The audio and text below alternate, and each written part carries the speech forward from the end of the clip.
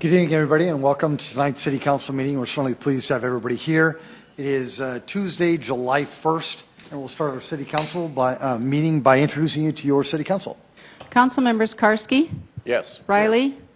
Here. Kylie? Rolfing? Both. Yes. Staggers? Present. Anderson? Here. Erickson? Here. Erpenbach? Here. Jameson? Here. In the city of Sioux Falls, we start our City Council meetings with a invocation. Tonight, we're very, very blessed to have Pastor Reed DeVries. He is the adult ministry team leader for Celebrate Church, one of the largest churches in our city. Pastor Reed, it's good to have you back. What we'd ask you to do is to stand for the invocation. And then after that, we'd ask you to then continue with our Pledge of Allegiance. Pastor Reed. Well, Heavenly Father, many times for those of us who have children, we always teach them to say please and then thank you, but with you it's the reverse. And so we start off by saying thank you. Thank you for the gift of a day, the gift of life, the gift of liberty, the gift of being able to pursue goals and dreams, the gift of our country, the gift of our city. And Lord, thank you for our elected officials. And so now we say please. We ask you please to give them great wisdom in every decision that they might talk about tonight and in the days and weeks to come. Lord, we say please protect those who protect us. And then, Lord God, we ask really please help us to live our lives in a way that would honor you in the way that we honor each other. So we thank you for all these things and ask this in your name. Amen. Amen. Of the United States of America and to the republic for which it stands, one nation, under God, indivisible, with liberty and justice for all.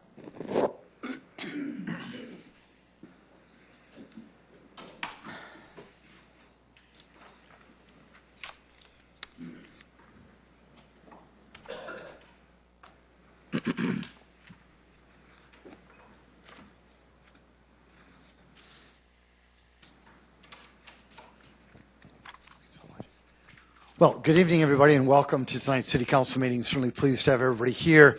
I do have a very, very special proclamation. And Ken, if I could have you just come forward. And welcome, Ken. Good to see you, my friend. Good to see you. Thank you. Thank you. Ken, would you mind, I don't know if all of you folks want to come up here while I read the proclamation. Yes. Would you mind? And let's do it the right way.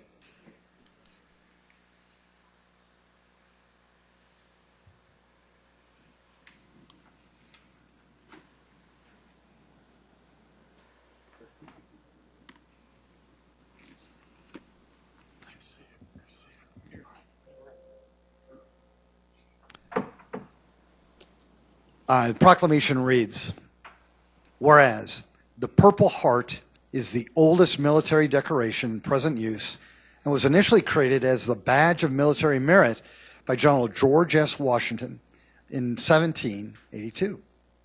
Whereas the Purple Heart was the first American Service Award or decoration made available to the common soldier and especially awarded to members of the United States Armed Forces who have been wounded or paid the ultimate sacrifice in combat with the declared enemy of the United States of America.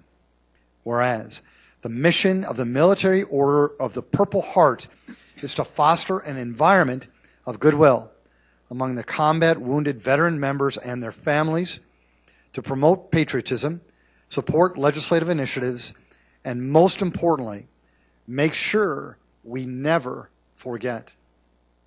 Whereas the Sioux Falls metropolitan area has a large, highly decorated veteran population, including many Purple Heart recipients. Whereas Sioux Falls appreciates the sacrifices of our Purple Heart recipients made in defending our freedoms and believe it is important that we acknowledge them for their courage and show them the honor and the support that they have earned. Now, therefore, I, Mike Huther, Mayor of the City of Sioux Falls, do hereby proclaim the City of Sioux Falls as a Purple Heart City. And I encourage the citizens of the city of this town, Sioux Falls, to show their appreciation for the sacrifices the Purple Heart recipients have made in defending our freedoms, to acknowledge their courage and to show them the honor and the support that they have earned. Thank you so much for your service. Thank you for being here today. And thank you for helping us not forget. Thank you.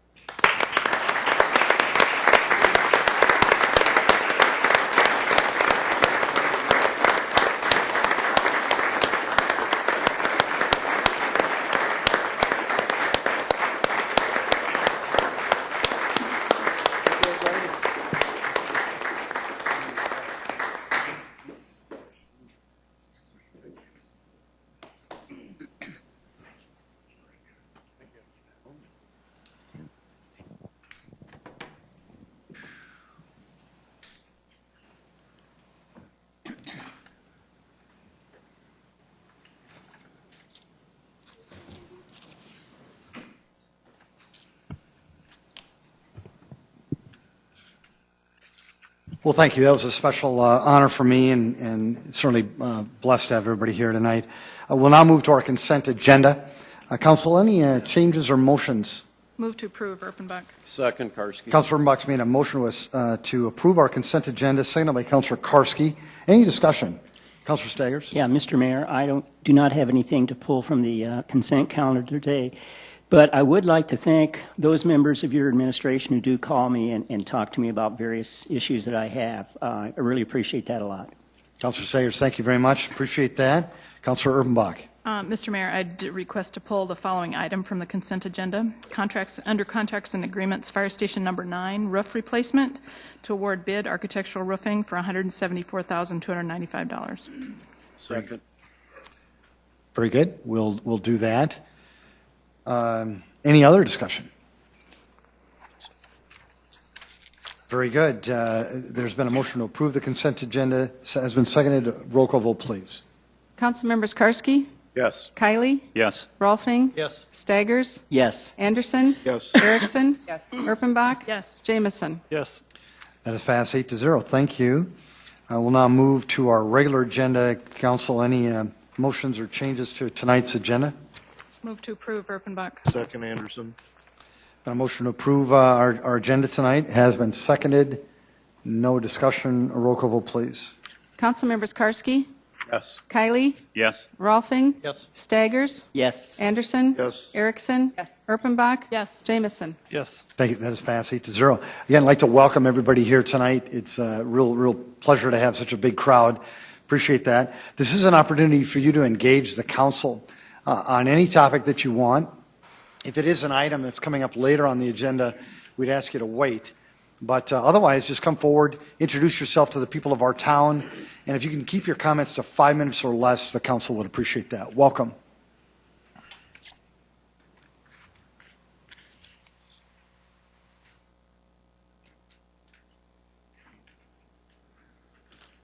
Bruce Danielson with Citizens for Integrity. I've asked Scott Erisman to help me out tonight with a PowerPoint, and I wanted to be able to explain some things that I gave to the council the other day, and I guess I didn't bring my PowerPoint with me. I had it on my flash drive, so. Is it in your car? You know, I'm sorry. I'll just bring it back next week. I won't take the time to go get it. So. Thank you very much. Folks, is there, did you want to speak, Scott? Yeah, I'll talk about something that I was actually kind of looking forward to that. Scott, would you mind introducing yourself? Scott Erisman, Sioux Falls. Bruce is getting older, so he forgets things. Anyway, I know that it's a resolution coming up later on, so I don't know if public comment is welcome. So I'll just say briefly that I want you guys to approve the cultural plan. I think it's a good thing to move forward with. But I will say I agree with Mr. Staggers that it's always the same old people on these boards, and we really need some young people and some different people, and maybe even some artists on the board would be nice. I've been involved with the arts in the community almost since I moved here. And we actually had a really good thing going. It was called the Horse Barn, and now we're using it as a lawnmower garage because there were certain greedy people over in the big purple building that needed to control everything in this town. And it was a big disappointment to me when that all happened. And I always tell people when it comes to arts in this community, it's one step forward, 3 steps back. And I'm hoping that this new group actually gets something accomplished. There needs to be, my advice would be there needs to be more things that are free to the general public to participate in the arts. And that's what the Horse Barn really did, and they had a great mission that was squandered by somebody. I don't even know. I don't even like to think about it anymore. Anyway, I wanted to talk about something else too. I noticed that I was reading the citizen survey over, and there was 2 things. I emailed Councilor Erickson about it. One thing I think that you need to look at is all city employees who live within the city limits of Sioux Falls, their addresses should be purged out of that list and not be part of it. I think it's kind of skews the numbers if a city employee is giving himself good marks on this survey. I think I work in direct mail, it's very easy to do. You just pull in the employees' addresses and see if they're on the mailing list and pull them out. One thing of advice. The other thing is I don't like the question, you feel safe downtown? I think the question should be, what neighborhoods do you feel safe in? What neighborhood do you live in? There's this perception about downtown that it's unsafe because we constantly ask people, do you feel safe? We have too many police officers downtown all the time. I have friends that live in other parts of the city who do not want to come downtown and recreate with me because it's crawling with cops, they say. They think there's crime. They think there's going to be muggings. We always got to have more cops downtown. Downtown is safe. I've lived downtown since 1991. I've never been attacked. I've never had a crime committed on me. It is one of the safest places in Sioux Falls. Now, Whittier neighborhood, not so safe. I would not want to go recreate over there. And the question should be changed to, do you feel safe in McKinnon Park? Do you feel safe in Whittier? Do you feel safe downtown? Do you feel safe in Southeast? Where do you live? Do you feel safe in your neighborhood? We need to get rid of this idea that downtown is just crawling with criminals. It's just not true. It's very safe to be downtown. And until we get rid of this perception that downtown is unsafe, downtown is never going to prosper. It's never going to be where it needs to be. I just wanted to point that out. And lastly, to make this quick, I know that Councilor Jamieson has asked for this several times. I think Kenny has, and I think Kermit has. They've asked repeatedly for a report of who the contractors and subcontractors are in the event center and how many of the materials that are being bought and being bought locally. And they have not gotten these reports. Every time they've asked, Mark Carter or somebody else, Darren Smith, has said, we'll get them to you. Well, it's time. The place is almost open, and it's time the public and the council knows every single person who turned the screw on that building. You keep saying, Darren comes up here and he says, 80% of the work, Sioux Falls. Show us. Show us the documentation. Don't just tell us. Show us. I know how contracting works. Contractor can be a local contractor, but he can subcontract out to Missouri, to Kansas, to whoever he wants to.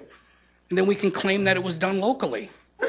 I know tons of people I've waited on at my other job that are from other parts of the country working on the event center.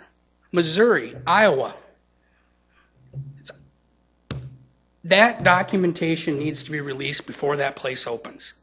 It is imperative. We are paying for the place. There's a lot of people making a lot of money on that event center, and the citizens are making the debt payment every year. We deserve to know who did the work and who turned the screws on that building. They've asked repeatedly, and they've been ignored. It's enough. I've had enough of this. It's just... Scott, thank you. Thank you very much. Yeah.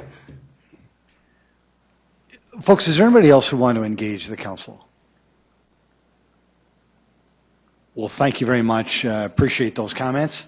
We'll now move on to Councilor Urbanbach. You wanted to discuss the fire station number 9 roof replacement. Mr. Mayor, I would move to approve, and there's a change in the wording. Okay. Mr. Mayor. Contracts and agreement, move to approve contracts and agreements, fire station number 9 roof replacement.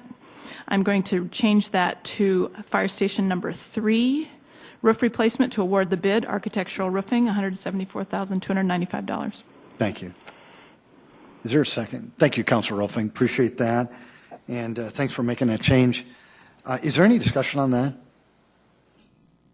A roll call vote, please. Council members Karski, Yes. Riley, Kylie, Kylie, yes. sorry, Rolfing, Yes. Staggers, Yes. Anderson, Yes. Erickson, Erpenbach, Yes. Jamison. Yes. Thank you. That is passed 8-0. Item 22. Item 22 is deferred from the City Council meeting of Tuesday, June 3rd, 2014. New 2014-15 retail malt beverage license for The Beacon LLC, The Beacon, to be operated at 3224 East 10th Street. Item 23, deferred from the City Council meeting of Tuesday, June 3rd, 2014. New 2014 retail wine license for The Beacon LLC, The Beacon, to be operated at 3224 East 10th Street. Item 24, new 2014-15 retail malt beverage license for Cricket Collins, The Bonus Round Bar, to be operated at 803 South Cliff Avenue. Item 25, special one-day malt beverage license for Special Olympics South Dakota, to be operated at Yankton Trail Park, 3901 South Minnesota Avenue, for the Peach Festival on July 26, 2014. Mayor, I'm going to make a motion to withdraw items 22 and 23. Thank you. Thank you. Councilor Karski's made a motion to withdraw items 22 and 23, seconded by Councilor Erickson. If there's no discussion, a roll call vote, please. Council members Karski, Yes. Kylie, Yes. Rolfing, Yes. Staggers, Yes. Anderson, Erickson, Yes. Erpenbach, Yes. Jamison. Yes. That is passed 8-0. Jamie, did you have any comments on 24 or 25? I don't. I just know the applicants are both present, and if you have Right. any questions for them or I will be happy to answer them. Thank you, Jamie, and thank you, applicants. We appreciate that. Council, any comments, motions? Move to approve, Erickson. Thank you. Second Anderson. Councilor Erickson has made a motion to approve items 24, 25, seconded by Councilor Anderson Jr. A roll call vote, please. Council members Karski, Yes. Kylie, Yes. Rolfing, Staggers, Yes. Anderson, Erickson, Yes. Erpenbach, Yes. Jamison. Yes. That is passed 8-0. Item 26. Item 26 is a second reading, an ordinance of the City of Sioux Falls, South Dakota, amending the Code of Ordinances of the city by amending Chapter 57, Garbage and Recycling, Subchapter Collection Regulations.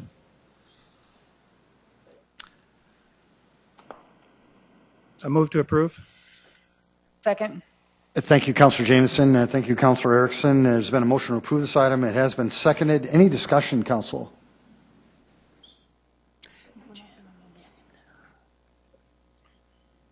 There's no discussion? Councilor Jameson, we do have discussion. Go ahead, sir. Yeah, I just think it's fair to state it versus maybe do it any differently. But we've, I think, all heard a lot of input on this particular item. And I understand that committee is going to review this down the road, or potentially could. But for now, I think it's the council's intention to let this item go and be done with it for now. And if the Public Works would like to review it, or the administration would like to bring it back, they could do so through the committee process. Am I doing that right? Mm-hmm. I think I've stated the council's position pretty accurate. Thank you. You're welcome. A roll call vote, please. Council members Karski, No. Kylie, No. Rolfing, No. Staggers, Yes. Anderson, No. Erickson, No. Erpenbach, No. Jamison. No. I voted there all. Can I switch my vote? I don't believe I did that. Oh. Can I vote no instead? Sure. Okay. Say, this is 08 vote. No. Okay. So item 27? Item 27 is a second reading, an ordinance of the City of Sioux Falls, South Dakota, amending the Code of Ordinances of the city by amending subsections 110.033 through 110.035 of Chapter 110, Licenses of Title 11, Business Regulations, by revising annual fees for licenses and permits and fire department inspections for licenses issued by other city departments. Welcome, Dean. Thank you, sir. Dean Lanier, Fire Marshal of Sioux Falls Fire Rescue. I'm here to give you a short presentation about our request for changes to this ordinance for fee increases for both licenses as well as permits.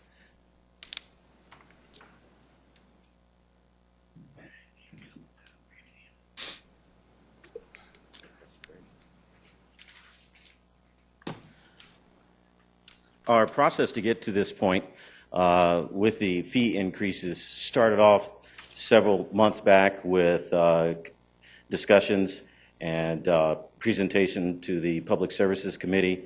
We did present all the information that we're presenting here tonight to that committee.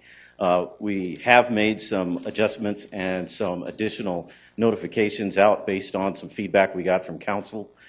We did go out to all the businesses as well as all the contractors who worked in the area over the past 2 years to ask them for input on these license and fee increases.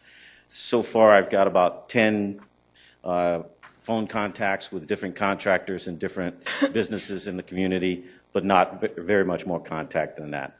So there hasn't been a whole lot of discussion with me back and forth about these fee increases being a problem or an issue, but all personnel that were contacted were notified of the second reading tonight and given the opportunity to please show up and give their input. To give you some perspective about fire permits over the years, we started off in the fire permits themselves happen as a result of language in the fire code. The 2012 fire code provides the responsibility for issuing both permits and licenses. As you look through the slides, fire permits for installation and modification of fire life safety systems are covered under the fire code. Commonly, fire sprinklers and alarm systems are most commonly used. However, there are many types of permits that can vary in cost dependent upon the scope and the complexity of the project. Each year, fire prevention issues about 800 permits for new and existing construction.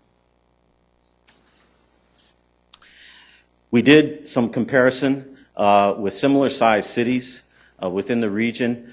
We also had to delve into a few cities that are outside the region to get a good comparative analysis for you to take a look at. By examining this chart, hopefully this depicts the average permit fees for sample size runs between about $150 and $200. Our proposal is to make a moderate increase to bring the fees closer to $100 on average. Our fire licenses are also required through adopted fire code, an annual license and inspection of specific commercial high-risk and hazardous processes. The costs do vary based on the hazards and the complexity of the business and the operation that it performs, and we approximately issue 500 licenses annually. We also provided comparative analysis of licenses issued. Again, we went out to both regional cities as well as we pulled a few cities outside the region so that we could do some good comparative analysis. As depicted within the slide, Sioux Falls is slightly behind the average, cost being between $50 and $75 for license fees. We did try to provide you some fee increases over the years. I do have history that goes all the way back to 1995, but I didn't think you would be interested in that far back. But over the years, we've had small incremental changes and adjustments to try to hit that goal target of being on average with other cities. When we did that comparison analysis, 2014 kind of lines up as the next year that we would make some adjustments to these fees. Across the line, we're asking for a 15% baseline increase to all fees. That puts us in a little bit better perspective with relationship to the comparison with other cities of our size and our jurisdiction. Today's proposed amendments to ordinance represents an incremental change to both the permits and license fees. These fees changes for Sioux Falls Fire Rescue, our fee structure on average with other similarly sized cities and other similarly sized fire departments. Notification of the fee increases were sent to all business. We continue to seek ways to become more efficient and more effective. We've done things like posting online inspection criteria for every business type that we inspect. We've also provided inspection criteria to our contractors. We're trying to increase compliance because our view is that higher compliance rates have an impact upon our total fire loss numbers each year. Our statistics are really good. I'm not going to talk much about the statistics and the trends. I dig deep into the woods on those, and that's probably a better conversation for Chief Sedaris. But I can assure you, there are a lot of communities that would love to have the kind of statistics and trends that we have. We do very well. I think this is part of an entire puzzle being put together. That is the reason for our statistics and our trends as far as fire loss is concerned. It's not just fire response or just one component. It really is a team of us working with community partners, with commercial businesses, having progressive systems that go out and engage the community, and that is what's causing a decrease in our fire trends and a decrease in our fire loss numbers. So with that, if you have any questions, I'd be more than happy to try to answer them. Dean, thank you for the presentation. We appreciate that. Folks, this is a second reading. So is there anybody in the audience who wanted to speak to this item? Councilor Staggers? Yes, in taking a look at these increases, I don't know if anybody realizes this, but really the city has a conflict of interest here. Because the city, every time it increases the rates, makes money. And despite the fact that the business might not want this license or might not want this permit. So in reality, to prevent a conflict of interest, the city should probably be doing this on their own and not charging these businesses for these permits and licenses when they don't even probably want it. Councilor Mbach?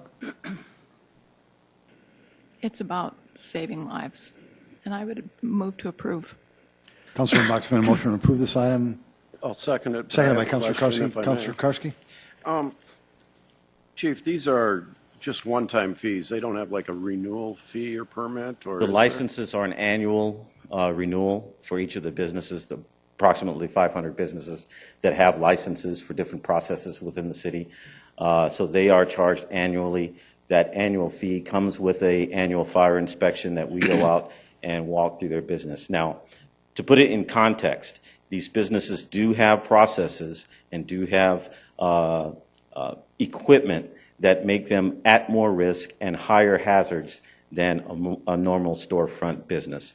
So we're talking processes like wood manufacturing, spray painting, hazardous materials and flammable liquids. Those kind of businesses have annual licenses, not your normal storefront commercial business. Thank you, Chief. Councilor Anderson, Jr. Just a comment, Mayor. One of your things that you wanted to accomplish when you started as mayor in Sioux Falls was a better customer service. Since Chief Sedaris and Marshal Lanier have been in place, we've had a lot of interaction, especially in this area. I've seen a major improvement, and I feel that their efforts are shown by the businesses that aren't here tonight. This is a safety issue. The things that these guys go out and do, the inspections that they make, I've seen them work with businesses now, and those businesses have become better because of the suggestions that they've made. So I also will back Councilor Erfenbach and ask that you approve this. Thank you, Councilor. Councilor Jameson. Thank you. Could I ask who is city number 5 on your chart? Well, I did actually bring along the cities that we studied.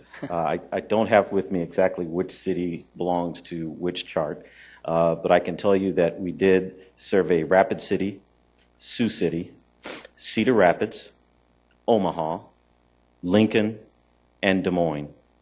And all of those cities are represented in one of these two charts for license fees as well as permit fees. Okay, thanks. Council, very good. Good discussion. A roll call vote, please. Council members Karski? Yes. Kiley? Yes. Rolfing? Staggers? No. Anderson. Yes. Erickson. Yes. Erpenbach. Yes. Jamison. Yes. Thank you. That is passed 7-1. Item 28.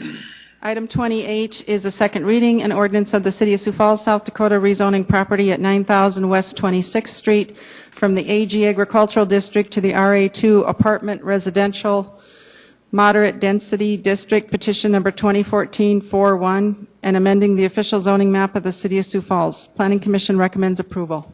Good evening. I'm Mike Cooper with Planning and Building Services. This is a petition submitted by Jim Dunham. The property is located west of the Ellis Road on the north side of 26th Street. It's just over 6 acres in size and is currently vacant. The applicant is proposing to construct an apartment building as well as townhomes that would total approximately 120 dwelling units.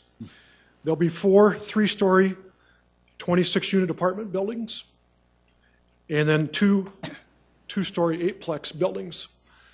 We've been working quite a bit with the applicant as well as the adjoining property owners to come up with a plan that will provide for this density of development, as well as providing a buffer from the existing residential development to the east. And this is one of the benefits of our Shape Places zoning ordinance. You can see that we have a buffer yard requirement along the east side of this property line, and then the 8-plexes provide a transition until you get to the multifamily development. So the berms, the trees will be providing that buffer yard requirement along the east side. And we did not have a public testimony at Planning Commission, and our recommendation was to approve this zoning revision. Thank you, Mike. Folks, again, a second reading on this topic. Would anybody want to discuss it? Council? Move for approval, Anderson. Second, Rolfing. Councilor Anderson Jr. has made a motion to approve this item, seconded by Councilor Rolfing. A roll call vote, please. Councilmembers Karski. Yes. Kylie. Yes. Rolfing. Yes. Staggers. Yes. Anderson. Yes. Erickson. Yes. Erpenbach. Yes. Jamison. Yes. Thank you. That is passed 8-0. Item 29.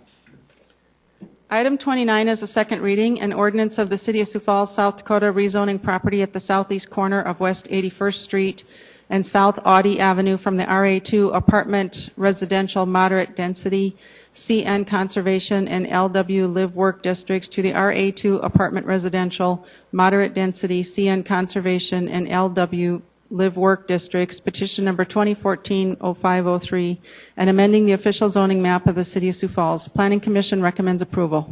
The applicant for this item is Eric Helen with Landscape Garden Center. This consists of just over approximately, I should say, 2.5 acres of land area to the south and west of the landscape garden facility. The major purpose of this zoning change is to reconfigure the location of a detention pond. Rather than going in a north-south alignment, it will be changed to an east-west alignment, and that's based on a more updated drainage analysis of this area. The property on the north side of the detention will be developed into a combination of live, work, and multifamily. So we're just moving the proposed location. The size of it is still pretty much close to what the original outline was going to be. Michael, thank you very much. Appreciate that. Folks, again, a second reading. Any comments from the audience? Thank you. Councilor Rolfing. Mike, any idea on, I haven't seen it on the capital improvements, but 81st Street, when is that planned to go through over to Minnesota Avenue? That would be done by the adjoining property owners rather than the city. Oh, okay. Do It's they more of have a any idea? I haven't heard recently of what the timeline is for that, Okay. but that would be what we call development-driven. Okay, yep, It's more of a local street or a collector street that goes out to Minnesota Avenue. right. Okay, thank you. Thanks, Mike. I'll move approval. Councilor Rolfing, thank you. Thank you, Councilor Anderson Jr. It's been a motion to approve it. It has been seconded. A roll call vote, please. Councilmembers Karski. Yes. Kylie. Yes. Rolfing. Yes. Staggers. Yes. Anderson. Erickson. Yes. Erpenbach. Yes. Jamison. Yes. Thank you. That is passed 8-0. Item 30. Item 30 is a second reading, an ordinance of the City of Sioux Falls, South Dakota, rezoning property at the northwest corner of East 26th Street and South 6 Mile Road from the AG Agricultural District to the CN Conservation RA3 Apartment Residential, High Density RA2 Apartment Residential, Moderate Density, RD2 Townhome Residential, Suburban RD1 Twin Home Duplex Residential, Suburban and C2 Commercial Neighborhood and Streetcar Districts, petition number 2014-56, and amending the official zoning map of the City of Sioux Falls. Planning Commission recommends approval. The applicant for this zoning request is the Dunn family. This property consists of just over 32 acres, again at the northwest corner of 26th and 6 Mile Road, and it obviously is in the city limits. We will also have later on tonight item number 41, which will be the preliminary subdivision plan for the same parcel. In this case, we've been working with the applicant on coming up with a land use plan that shows a combination of a commercial corner at 26th and 6 Mile Road, and that will be C2, which would allow up to a 25,000 square foot building size. Next to that will be another drainage facility. This land drains to the east and north. Then we have 3 different levels of multifamily residential that will allow different densities from multi-story down to townhomes. And then adjoining the Split Rock Heights neighborhood on the west side is an RD1, which will allow up to twin home uses. So again, we've been trying to work with the applicant on a transition plan that meets the market for this area, but also respects the surrounding properties. We did have some public input at the Planning Commission meeting from property owners within Split Rock Heights asking about drainage and traffic impacts.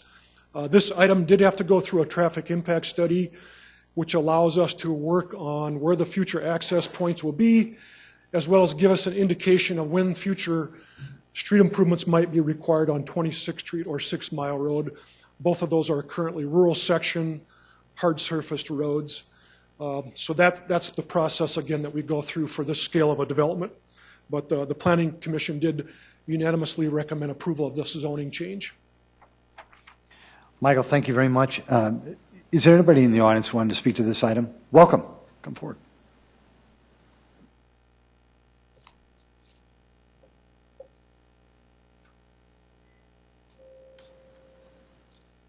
Evening, Mayor, Council.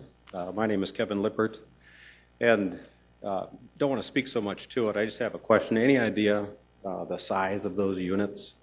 I know the zoning allows for 75 feet or whatever, but for example, the previous slide on the west side of town, you had some very specific plans.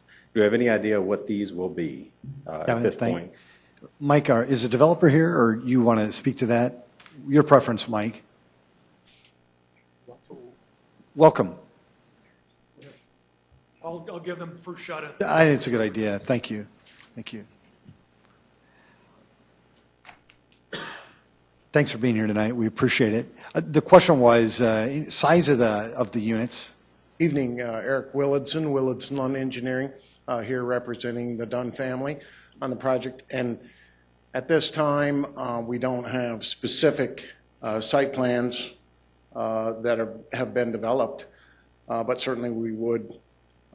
It would fall within the Shea Places zoning guidelines for height, number of units, density, and as Mike pointed out, we have tried to buffer that back from larger units in the RA3 to smaller units in twin homes on the RD1.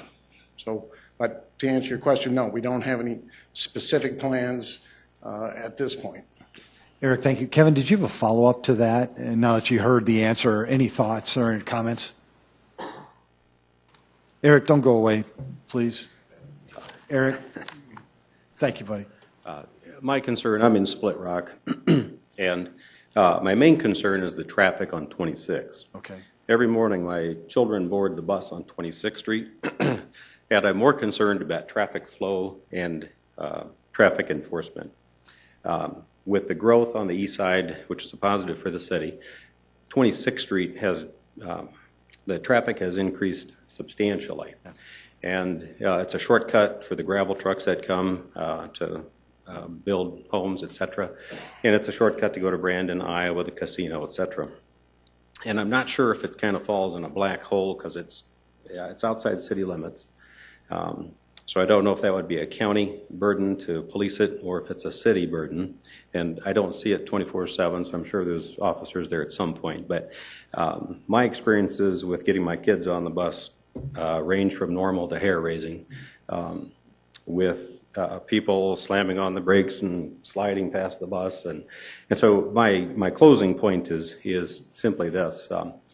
Please consider the effect of the high density on that street for traffic, and widening it when it comes to that stage down the road isn't going to slow the drivers down. It's not going to abate their reckless driving. And so I really leave with two questions, and maybe they're rhetorical at this point, but it's a main, because of the bridge across the river on 42, it's a main east-west corridor, which I understand. So really what I would just encourage the city to do, and if you have any comments, I'd like to hear them, but develop additional roads across the river into Iowa as you move further south. And then also, what, if anything, could be done currently to start to enforce, from my subjective view, start to enforce the traffic as it is on 26th Street, because that gets pretty hairy. And that's really all I had. No, good comments, Kevin. Thank you. Mike, any comments? Maybe to just explain the process as this goes forward? Sure. If it goes forward, sorry, Council. First of all, with our zoning ordinance, the RD1 would have a maximum of typical 1 or 2 story building, twin home or single family. The multifamily, as you get into that center portion, could go 3 stories. But again, we don't have a specific building plan to present tonight. As far as the traffic flow, this is the first look at this area in terms of land use. It's still vacant. And so we will work with traffic, with the county, with engineering to monitor and police this area as it matures. We know that any new growth area like this in other parts of the city, how the traffic impact is going to change and evolve. And we know, again, from that traffic study, how the potential development is going to change the traffic flow. So we are obviously committed to keep monitoring that, and as expansion and addition is warranted, then that's something that we'll program into our capital program. Mike, thank you, and Kevin, thanks for those comments. Folks, anybody else want to speak to this item before I turn it over to the council? Council, comments? Yes, Councilor Karski. Mike, I'm just curious, what's the difference between RA3 and RA2? One says high density and the other one's moderate density apartments. RA2 is limited to 48 units per building, so it's a smaller size building, max. Okay, and an RA3 could Yep. unlimited or? Yes, we'll see one of those in just a little bit. Okay, Yes. thank you. Yeah, Councilor Anderson Jr. Mike, the southwest corner there, that's not a part of this design. No, look, just up there, right next to Sierra Circle. The family owns that property too? Or is that? That's a church. Oh, there's actually something in there? Yeah. Okay. Yep, you can see it on there now. Okay. That's been there for a little while. Okay, thank you. I didn't see this photo, so. Move to approve, Karski. Second, Kylie. Thank you, Councilor Karski. Thank you, Councilor Kiley, for seconding that. A roll call vote, please. Council members Karski. Yes. Kiley. Yes. Rolfing. Yes. Staggers. Yes. Anderson. Erickson. Yes. Erpenbach. Yes. Jameson. Yes. Thank you. That is passed 8-0. Item 32.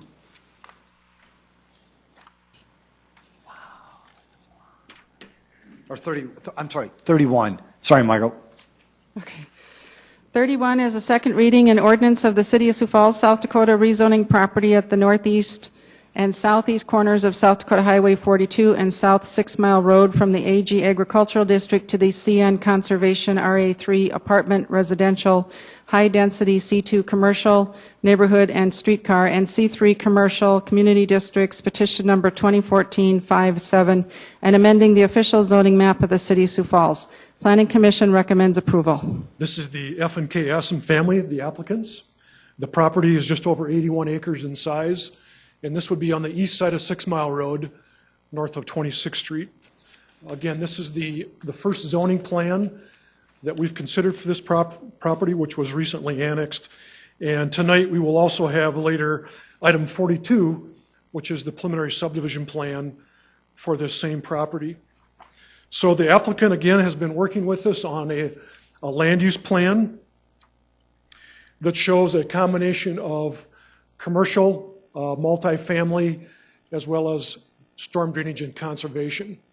The commercial C2, C3 provides for maximum size of buildings. And in the two, again, it's 25,000 square feet. For C3, we could go up to 75,000 square foot buildings. And the multifamily in the middle provides for that higher density. You can see that the pattern with these two items, and then we'll have one more yet tonight, is that this is a location that the development community believes that there's a demand for more higher scale, higher density uses. And we're trying to create that concept with this new zoning plan that we're being asked to take into consideration tonight. Another significant portion of this property will be utilized for storm drainage and working in conjunction with the adjoining golf course as far as the future extension of water and sewer, which I'll be talking a little bit more about later tonight with the subdivision plan. So this land use plan did not have neighborhood comments other than, again, the traffic concerns, and the recommendation, again, is for approval of this zoning change. Mike, thanks. Folks, anybody in the audience want to speak to this item? Kevin? No? Okay. Very good. Yes, Councilor Erickson. Sorry, thank you. The C2 up in the northwest corner is, there's the development there, where the little arrow is, there's a circle.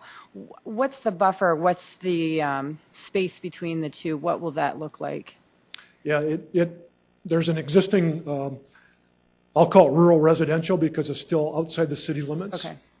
And I guess we did have some public comment asking what those proposed uses could be. There was questions about would there uses be that would be incompatible with the neighborhood. Again, depending on what they would have to do, in some cases they would have to go through a conditional use permit. But in terms of the buffer yard requirements, is that what you're asking, what that would be? The north property line would typically see a 30-foot buffer yard requirement because it is next to residential.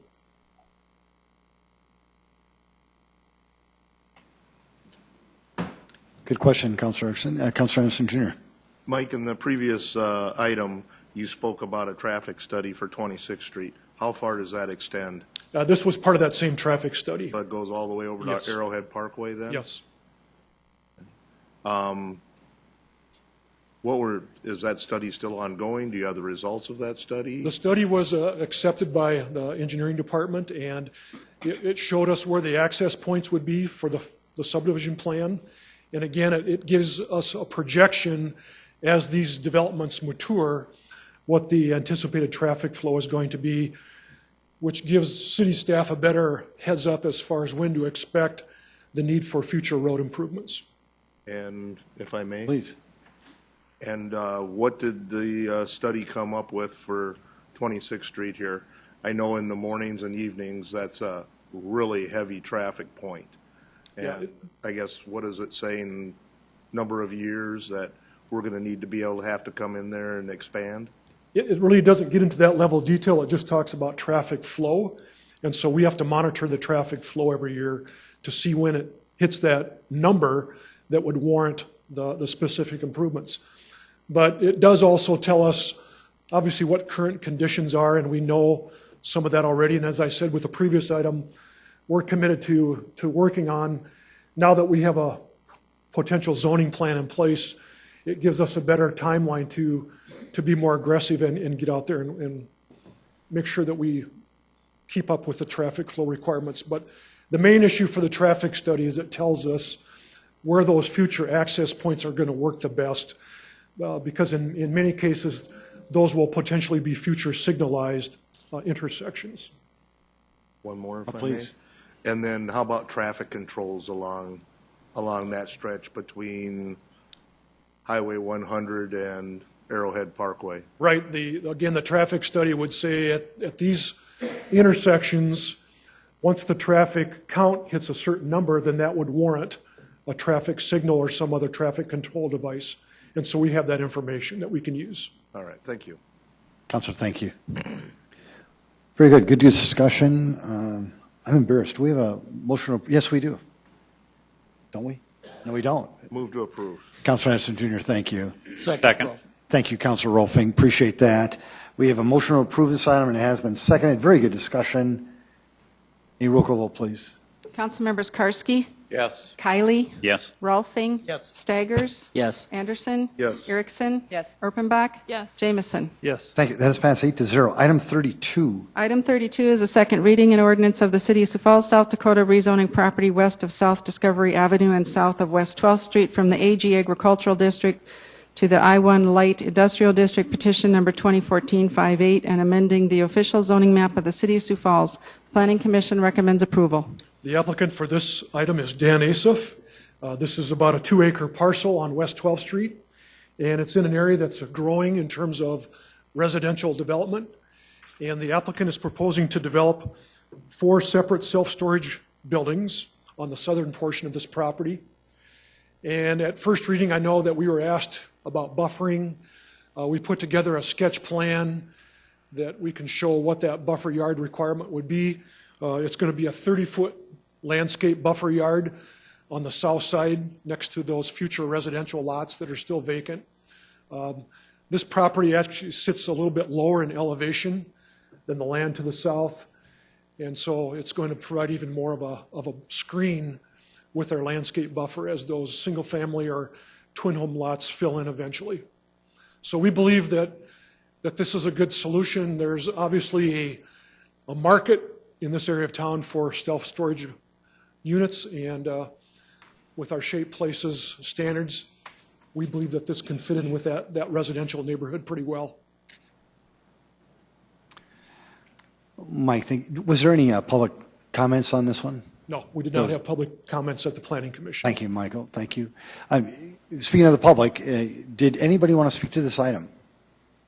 Yes, please, welcome, sir.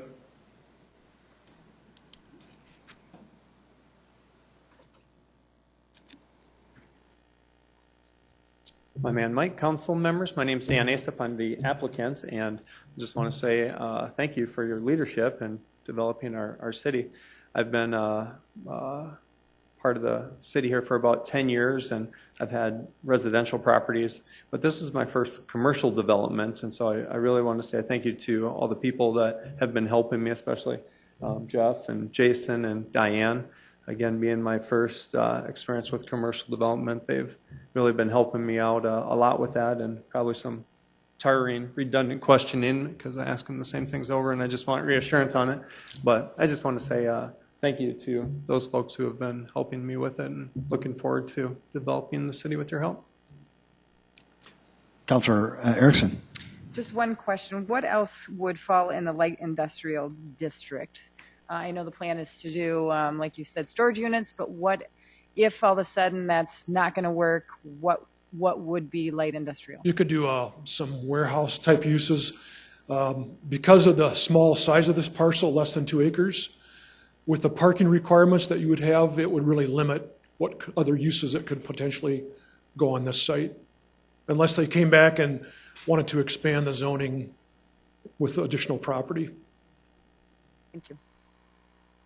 Yes, Councilor Kersey. Mike, I'm sorry, before you sit down, would any other uses require a conditional use permit with a light industrial if he was going to change from a storage facility? Not that I don't believe that the uses that would be in that area would need a conditional use. Okay, thank you.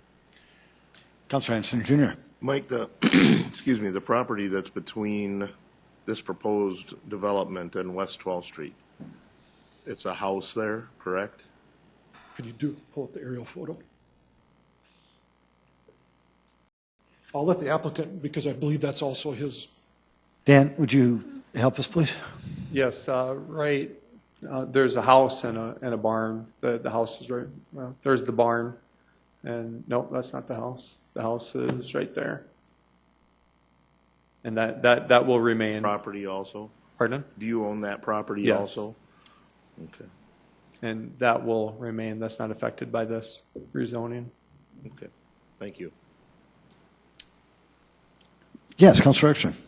I did talk to the realtor that owns those lots or is selling those lots, just to discuss the property behind, and they're excited about it. They think it's going to be a great fit, and they didn't think there was going to be any impact to the potential sale of the lots going forward. So I just shared that information with you, and I'd move to approve. Second, Karski. Good job, Councilor Erickson. Thank you, Councilor Karski. There has been a motion to approve it. It has been seconded. A very good discussion. Your roll call vote, please. Council members Karski. Yes. Kiley. Yes. Rolfing. Yes. Staggers. Yes. Anderson. Yes. Erickson. Yes. Erpenbach. Yes. Jameson. Yes. That is passed 8-0. Dan, congratulations. Item 33. Item 33 is a second reading. An ordinance of the City of Sioux Falls, South Dakota rezoning property at the southwest corner of East 26th Street and South Powder House Road from the C2 and C4 commercial, CN open space, O office institutional, RA2 and RA1 apartment residential, and RS single-family residential districts to the C2, C3, and C4 commercial, CN open space, O office institutional, RA3, RA2, and RA1 apartment residential. LW Live Work RD1 Twin Home Duplex Residential, Suburban and RS Single Family Residential, Suburban Districts, petition number 2014-510, and amending the official zoning map of the City of Sioux Falls. Planning Commission recommends approval. The applicant for this item is Dolly Farm Legacy 2 LLC, and this property consists of just over 280 acres in size. I think most of us are pretty familiar with the Dolly Farm Village. And the history of that, it goes back to 2006, which is when we first put together a plan for what's now known as Dolly Farm Village. In 2009 is when we adopted a new comprehensive plan, our shape Sioux Falls. And so there's been a number of changes that have happened over the years with this development. The developers approached us some time ago actually looking at updating this plan based on two things, based on the market that they were seeing change, as well as the new zoning ordinance at that time we were putting together, the shape places. With the time involved of the shape places and the election, we all agreed to put everything on hold. And now that we have our new ordinance in place, the developer has come back to ask for this updated land use plan. And I think the side-by-side comparison is probably the easiest way to go through this because it is a little complex.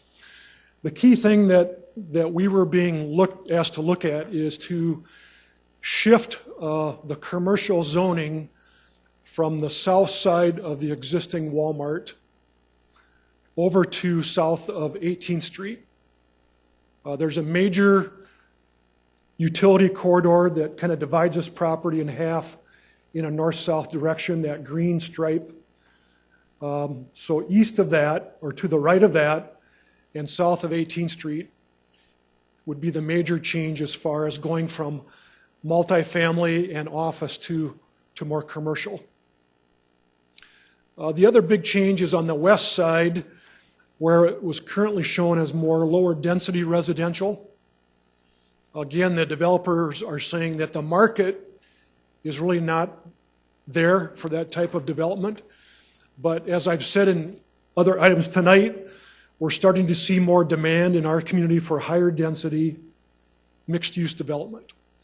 So with the new zoning plan, in the center, that blue box would be a live well, which could be a combination of multi-use buildings, mixed-use buildings. And then the RA2 and RA3, again, we're ramping up to the higher density multifamily. We're learning even from our building permits this year that there's a huge demand for rental units around the city. And people want to live close to services, close to neighborhood amenities, And so this is one of those situations where what was thought to be the demand in 2006, the demand is now changing as we go forward in 2014 and 2015. So there's a chart that we have that shows the difference in land uses or zoning districts from the current plan to the new plan. The overall acreage of commercial is not really changing significantly. We are changing the acreage of the multifamily, the live well. And so again, that's the concept that is being presented to you tonight. The developers, applicants did hold a neighborhood meeting, and the majority of the comments came from the existing residential neighborhood directly to the west. And as a result of that neighborhood meeting, they are maintaining an RS buffer, which is the area in yellow. That's a change from the plan that they had presented to the neighborhood. So that was one modification. Since the plan, or prior to the Planning Commission, we also received correspondence from a representative of the Split Rock Heights neighborhood, or a resident of that neighborhood. And I believe that he is here tonight to give you a little presentation that he wants to share with his version of the history of this area. So why are we supporting this change? When we pretty much agreed back in 2006 that there would be limited commercial development south of 18th Street. The city changes, the development patterns change, and I think we've learned that Dolly Farm has been a real success for the east side. The applicant is here tonight. I think that maybe can explain why they believe the change is warranted, but based on all the testimony and the analysis, the recommendation by the Planning Commission, again, unanimously was to approve this zoning change. So I'll stop there and see if there's any more comments or questions later on. Thank you, Mayo. Folks, is there anyone who wanted to speak to this item? Welcome.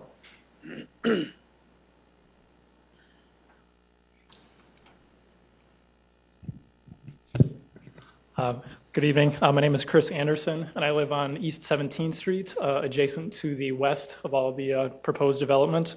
And I have some concerns specifically about the RA3 and the adjacent RD1 zones to the west there. The part of the RD1 area right now is covered in trees, tall grass, and cattails. I don't know if Jason can circle it there for us. I would ask that the council request an amendment to this proposed zoning to include some CN conservation district to cover this drainage way for several reasons. Number one, I don't know that one strip of RD1 townhomes is going to be a sufficient buffer to the RA3 high-density apartments to the east. If we could leave this existing vegetation as a visual buffer, that would be really appreciated from the neighborhood.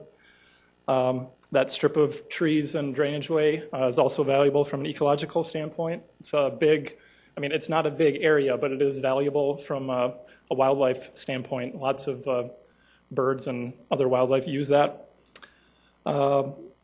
This area is often very wet. It helps transport stormwater up to the detention pond there west of Walmart. During some of the recent rain events, we had significant surface water runoff going north on the drainage way, and I worry with the much higher amount of impervious surface from the RA3 and the RD1, where is that water going to go? Are they planning more detention ponds or other storm sewer capacity for the area? Otherwise, I worry it could negatively impact the existing residential or the future residents in the RD1 area if they're on top of this wetland. The majority of the land west of Target drains toward this drainage way, and I just want to make sure that we address those concerns. I know in previous council meetings you've said that you take drainage very seriously, and I think this is an opportunity to do some good. On the city website, there's a document called the Stormwater Master Plan. There's a report describes something called a non-structural and vegetative BMP control. That says these vegetative BMPs can be implemented with or in place of storm sewer.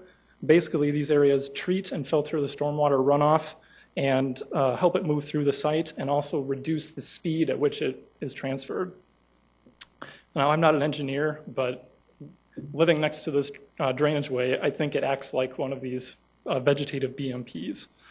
Another term mentioned, and this is the most important thing to me in the Stormwater Master Plan, is something called hydrologic soils.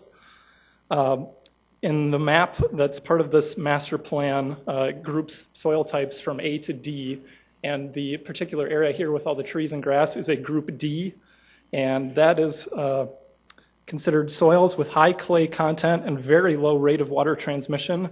Group D soils have a permanently high water table and high swelling potential. Based on the map that's included in the stormwater report, almost every other area that is this Class D soil in Sioux Falls has been left undeveloped.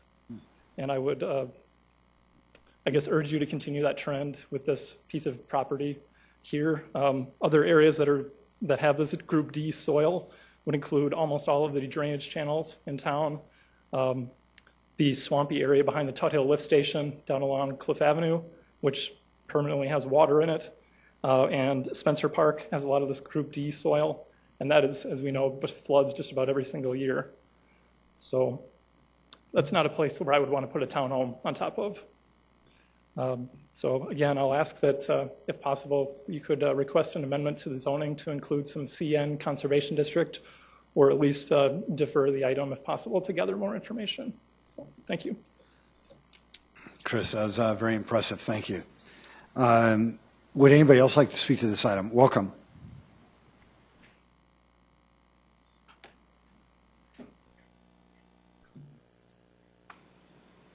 Good evening. My name's Kevin Gallo, and I live... And sir, I apologize, your first name? Kevin. Thanks, Kevin. Thank you. Great job. And I live on the other side. I live on the east side in the Split Rock Heights area. And I want to give a little more history than Mike was able to present about that area. If you could pull up.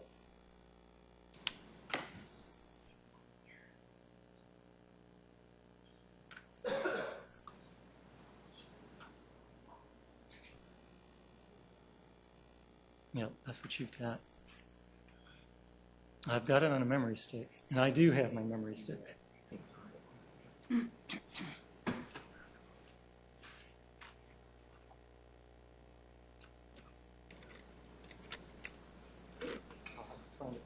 pretty full.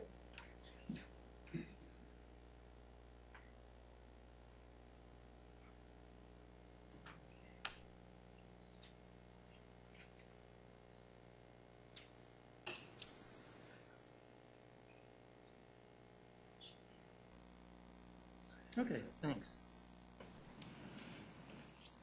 Okay, that basically shows the same area that you've seen on some of the other slides.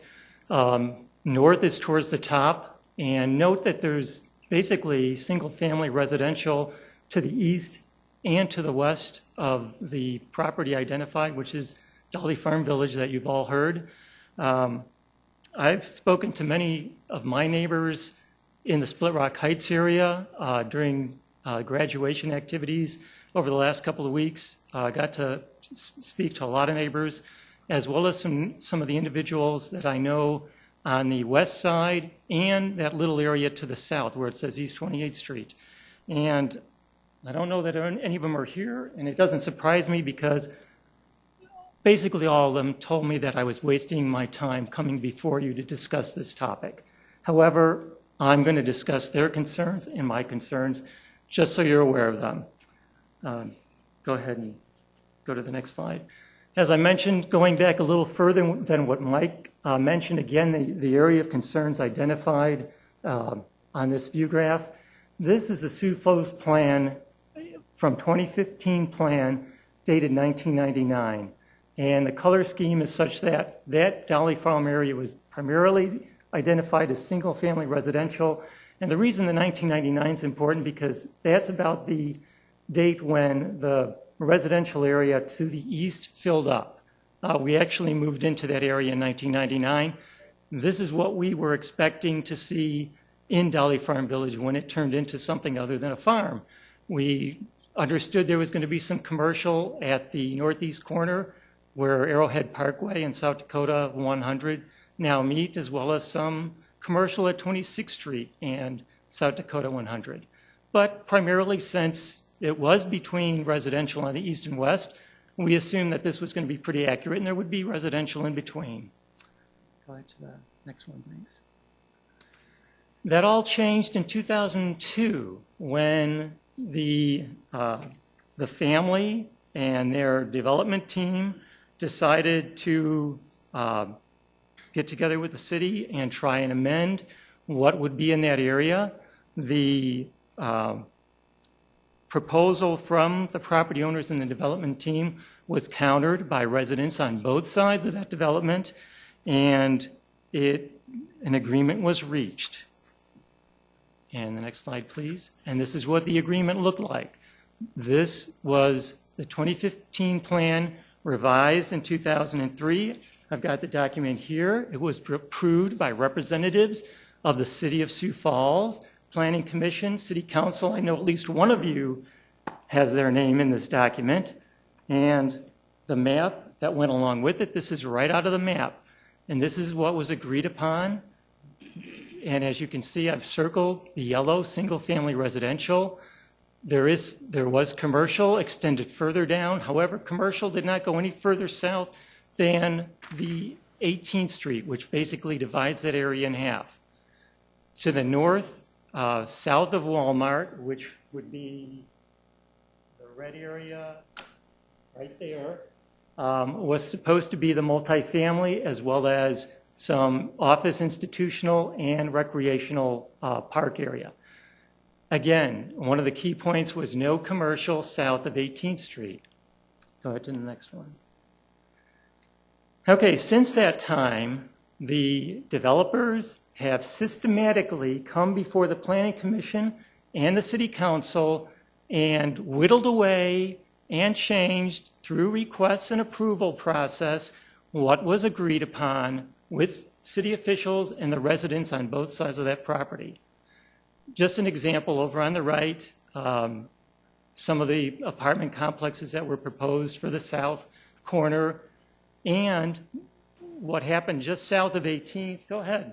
It was supposed to be office and institutional, and one of the changes I requested early on was that it become commercial. And so now it's commercial. There's a storefront facing our neighborhood to the east, and there's a little sign, you can't see it, but it says, soon to be here, a tire store, in an area that we thought was originally going to be office or institutional.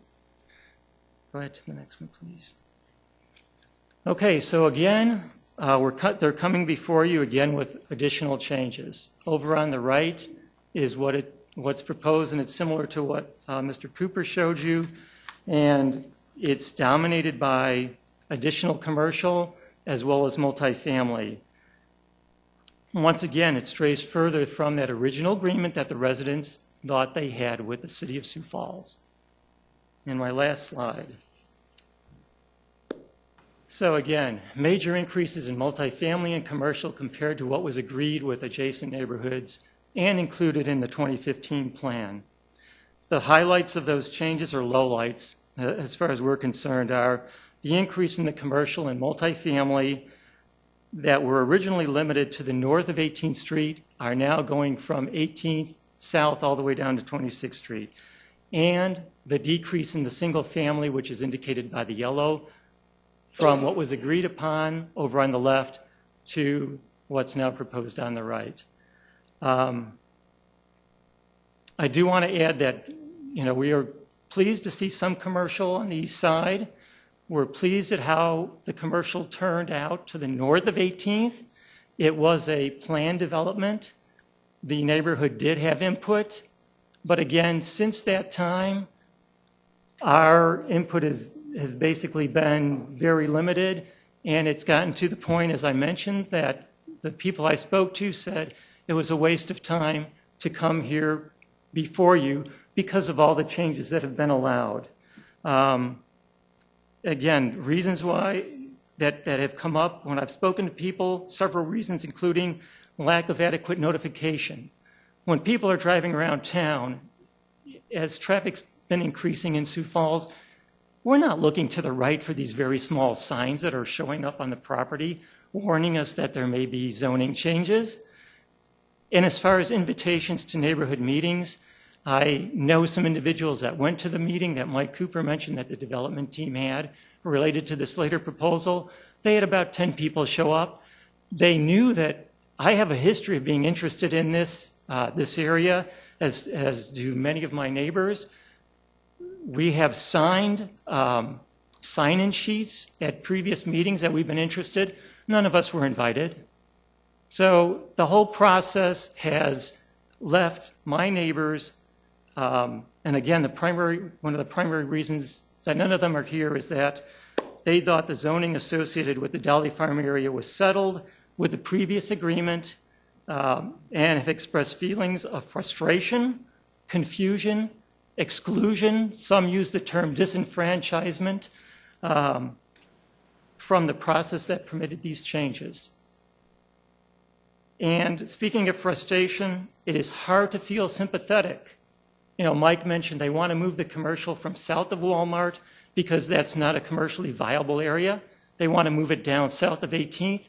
It's hard to feel sympathetic for them when they're the ones that requested the commercial be in that location south of Walmart. The plan that we thought was an agreement had multifamily, office, and recreational just south of Walmart. So if the city would have told them back then that no, that wasn't a good idea, that's not what you agreed upon with the residents that showed up in this document, as well as the map accompanying it, they would have never had to come back and have asked for this change in where the commercial was present. And if you look at Shape Sioux Falls, there is plenty of commercial development already zoned just to the north on the other side of Arrowhead Parkway. So there's commercial present on that side of town. It's just not in this area of interest by this development team and the owners of this property. So in summary, okay, I believe many of my neighbors have basically, this dawned on me this morning, they've spoken by their lack of appearance here. They truly feel it'd be a waste of their time because it's already been demonstrated to them on numerous occasions when changes have been requested for this property and they've been approved by both the Planning Commission and the City Council, that, as you'll probably confirm with your approval tonight, the agreement made with representatives of the City of Sioux Falls, with our neighborhood and the neighborhood to the west, basically, it's not honored. Agreements with the city are not honored. They're not upheld. And as more than one person said to me, they're basically not worth the paper they're printed on. And so I'll leave you with those thoughts, and thank you. Kevin, very good job. Appreciate that. Folks, anybody else want to speak to this item? Welcome.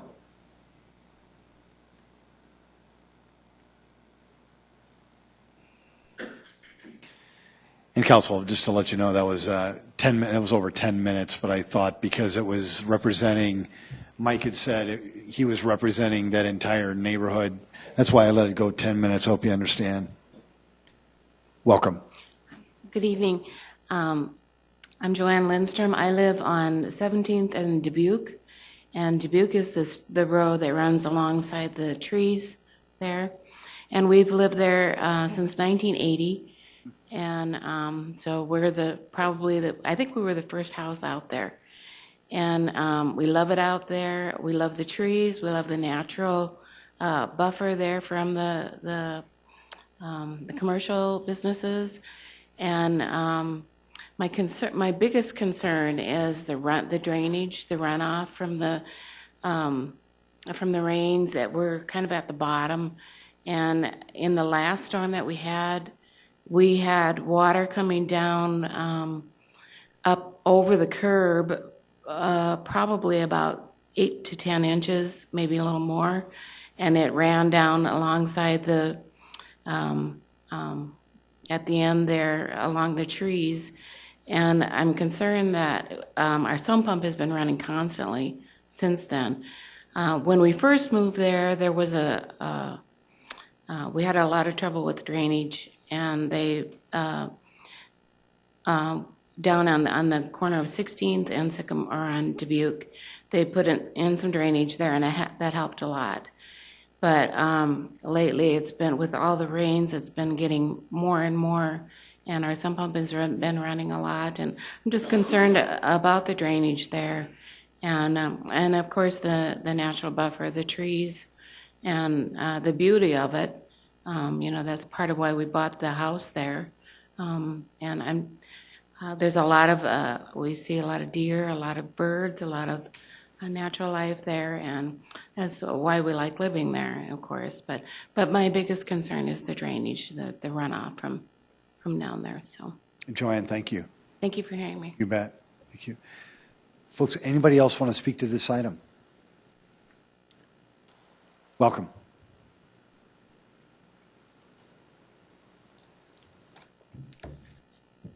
Good evening, Mayor and Council. Erica Beck, representing Lloyd Companies and the Dolly Farm Legacy in regards to our rezoning petition. I'm going to just start by talking a little bit about the history, I guess, from our perspective of this development, and then answer some of the questions that were posed this evening as well. As you all know, Lloyd Companies began working with the Dolly ownership group in 2006, which is about 8 years ago now. Just after the city opened up about 23,000 acres for development on the east side, which led a lot of our community and our development community to become interested in further growth in this particular area.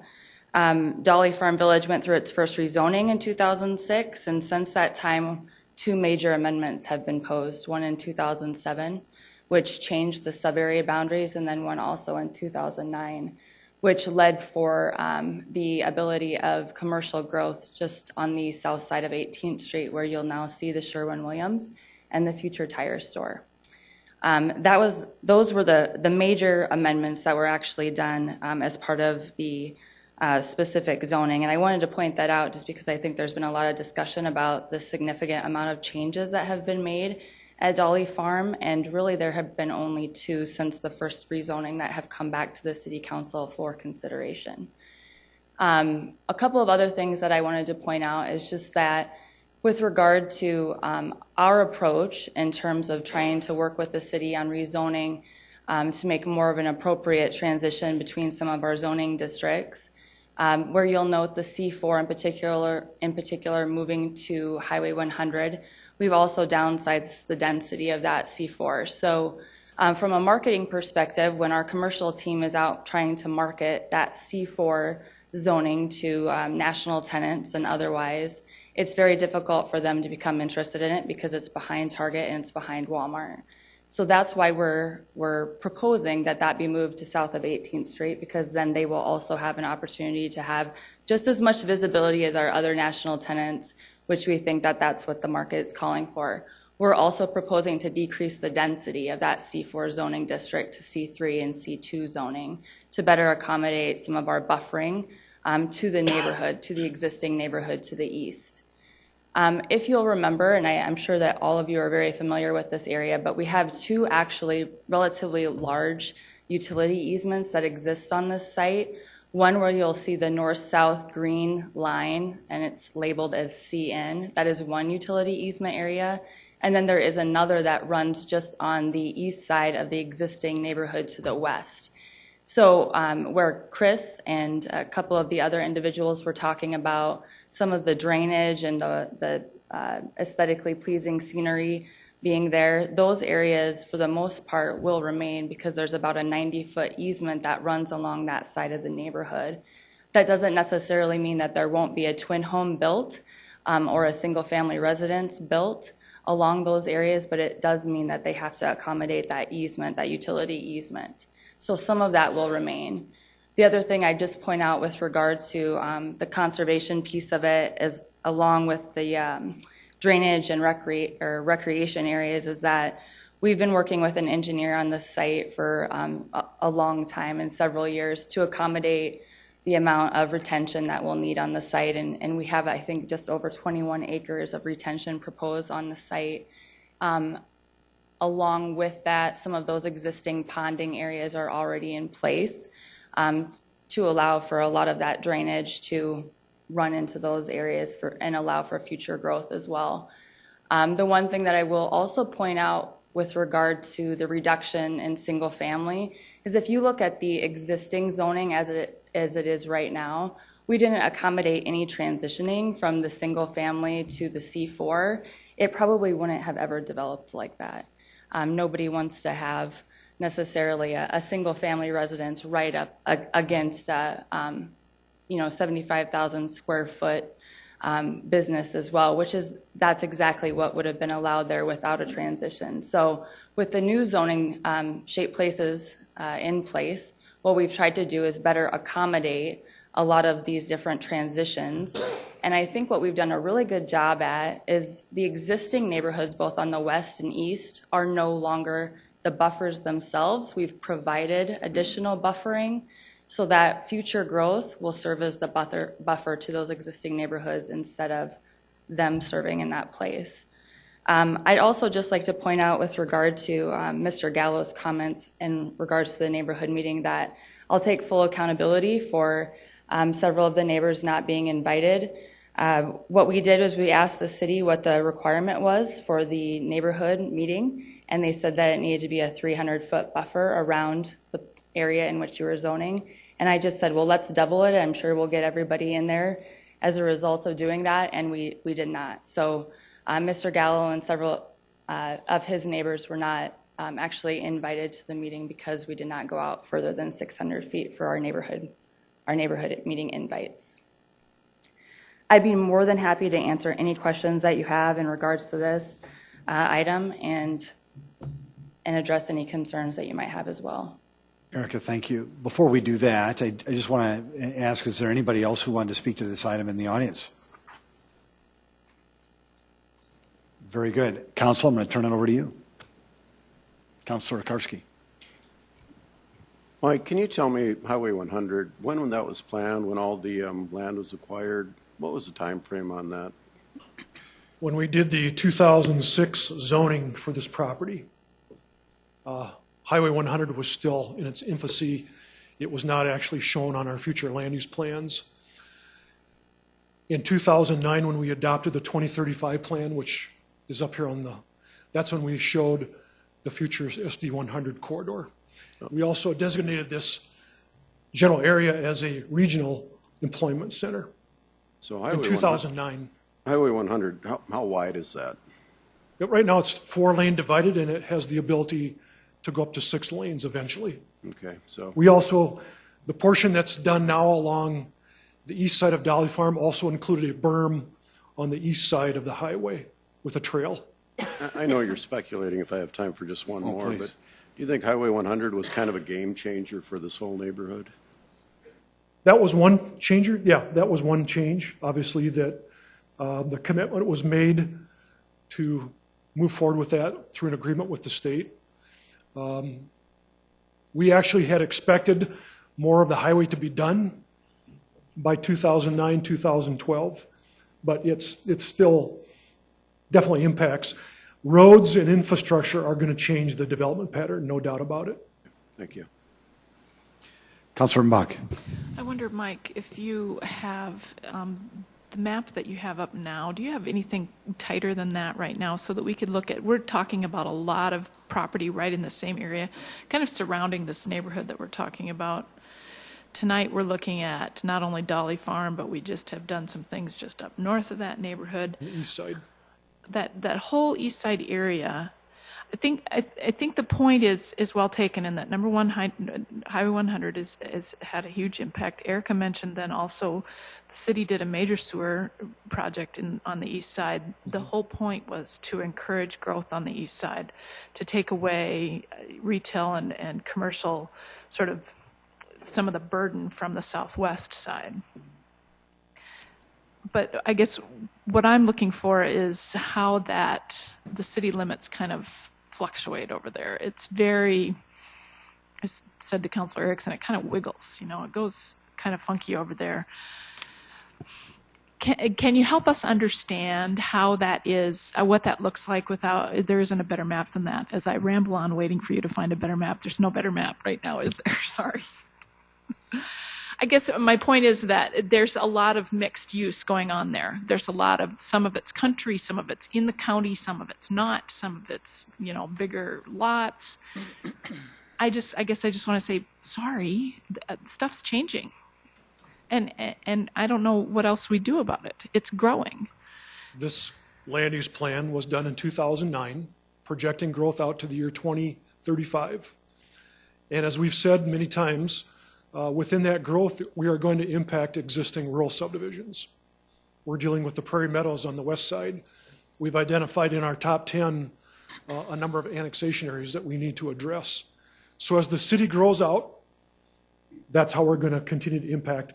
To the north of here, we're going to be impacting 2 other existing rural developments. And so we don't want to just completely ignore them, but at the same time, we have to understand that the city is going to keep growing and changing around those rural subdivisions. Exactly. And I guess what I would say, if I might, just one more, Mr. Mayor, is just that idea that we talk about drainage and I hear those concerns from those neighbors.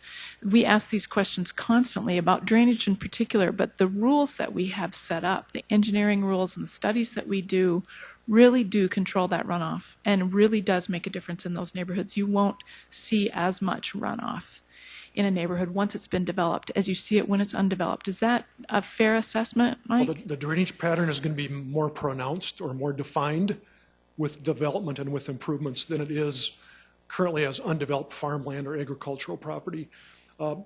Even if we weren't changing the zoning on that west side, whatever developed there in the future would still have to address the drainage, the wetland, all those would still have to be addressed. Right. Even if it was single-family residential. Right. I guess my final word is just rest assured. I mean, staff really works hard on these things, and this is a really great project. Councilor Jamieson. Thank you. Erica. A couple of questions for you. The 90-foot easement that you have, you made reference to utility easement.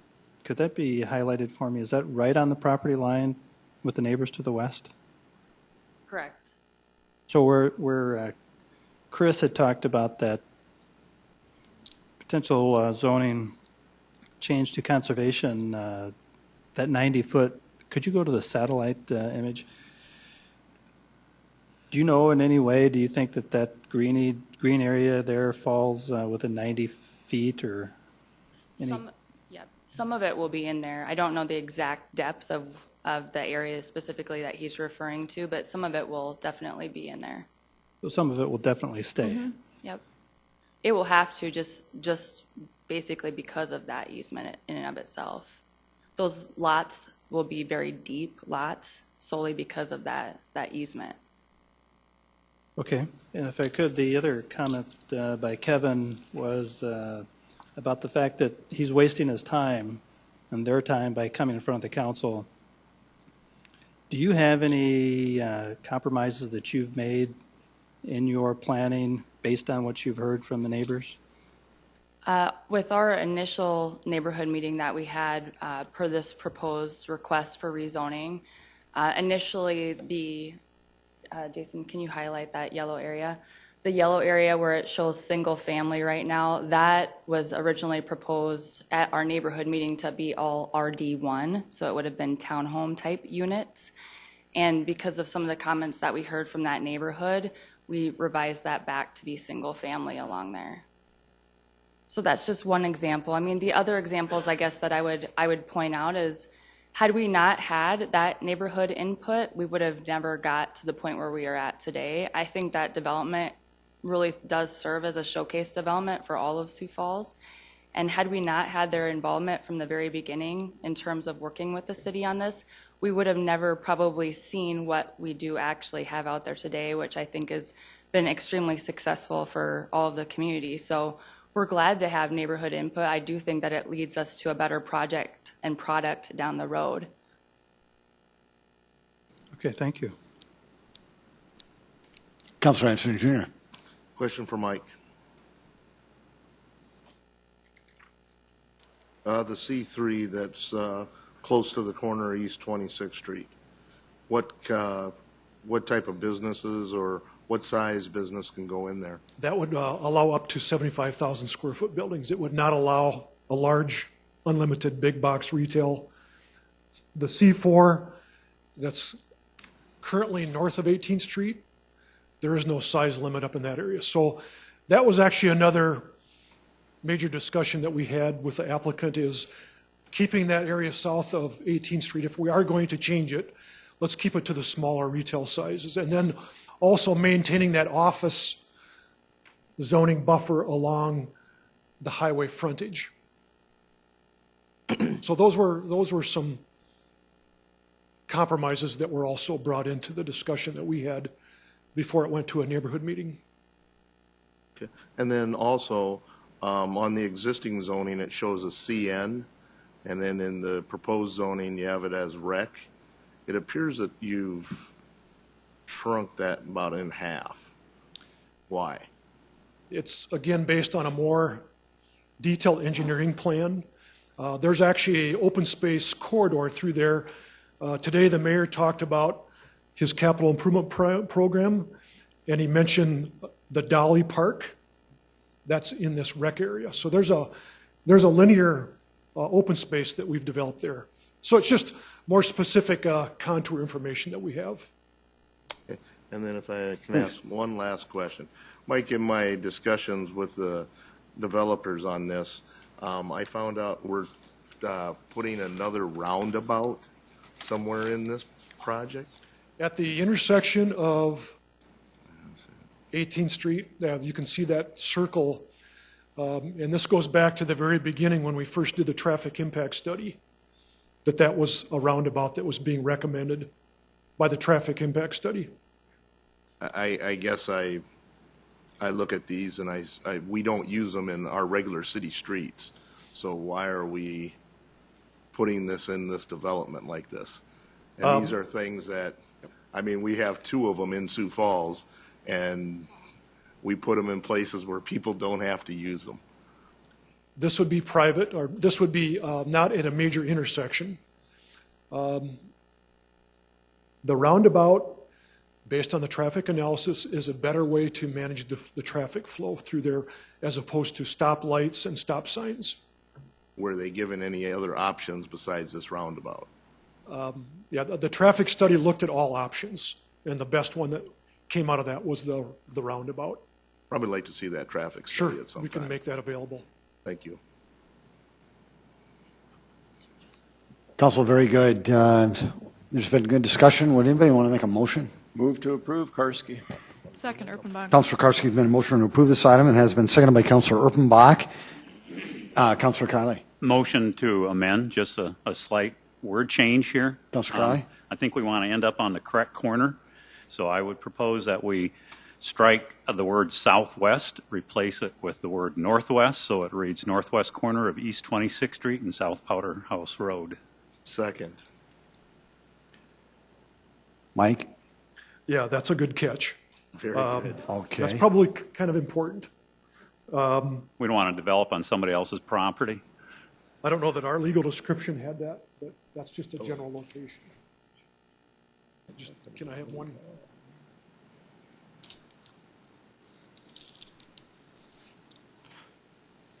A second. Oh, I guess. Okay. We're talking about southwest of 26th and Powder House Road. So that is correct.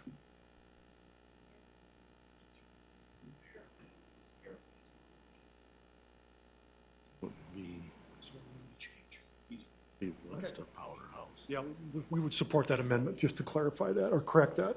Okay. We did not catch that. Councilor Kiley, has been a motion to amend this item by changing the word southwest to northwest, and it has been seconded. It has been supported by the planning and zoning team? Yes. Yes? Yes. A roll call vote, please. Council members Karski? Yes. Kiley? Yes. Rolfing? Yes. Staggers? Yes. Anderson? Erickson? Yes. Erpenbach? Yes. Jameson? Yes. That amendment is passed 8-0. We now have an amended main motion. Any further discussion? A roll call vote, please. Council members Karski. Yes. Kylie. Yes. Rolfing. Yes. Staggers. Yes. Anderson. Erickson. Yes. Erpenbach. Yes. Jamison. Yes. That is passed 8-0. Item 34. Item 34 is a second reading, an ordinance of the City of Sioux Falls, South Dakota, rezoning property at South Bonson Avenue and East 11th Street from the C3 Commercial Community District to the RA1 Apartment Residential Low Density District, petition number 2014-513, and amending the official zoning map of the City of Sioux Falls. Planning Commission recommends approval. The applicant for this item is Lloyd Companies, representing Lifescape, formerly known as Achieve. The site is just about 7/10 of an acre in size. The proposal is to develop 2 different congregate care facilities, one a 4-unit building, and the second one would be a 6-unit building. This area has been identified. It is available for transit access.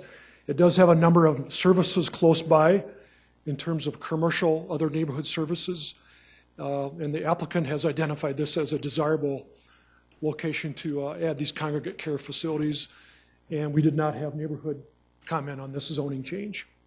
Folks, any comment tonight on the zoning change? Council? Move to approve Erpenbach. Second, Kylie. Councilor Erpenbach has made a motion to approve this item, and seconded by Councilor Kylie. Roll call vote, please. Council members Karski. Yes. Kylie. Yes. Rolfing. Yes. Staggers. Yes. Anderson. Yes. Erickson. Yes. Erpenbach. Jamison. Yes. That is passed 8-0. Item 35. Item 35 is a second reading, an ordinance of the City of Sioux Falls, South Dakota, rezoning property at South Dakota Highway 42 and East 6 Mile Road from the RA1 Apartment Residential Low Density District to the RA3 Apartment Residential High Density District, petition number 2014-514, and amending the official zoning map of the City of Sioux Falls. The applicant is Lloyd Companies, along with Tom Welsh, the owner. This is a major change to the Willow Run Golf Course development. This zoning would allow the construction of a 4-story multifamily unit building with an attached golf course clubhouse and fitness center. The proposed multifamily development will consist of approximately 140 living units.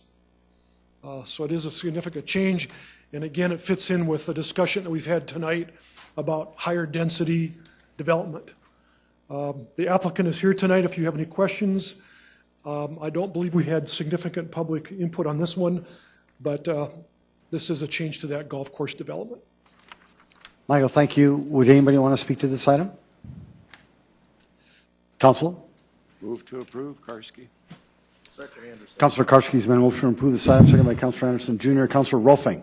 I just would like to know from Mr. Walsh if he's making the course easier or harder doing this.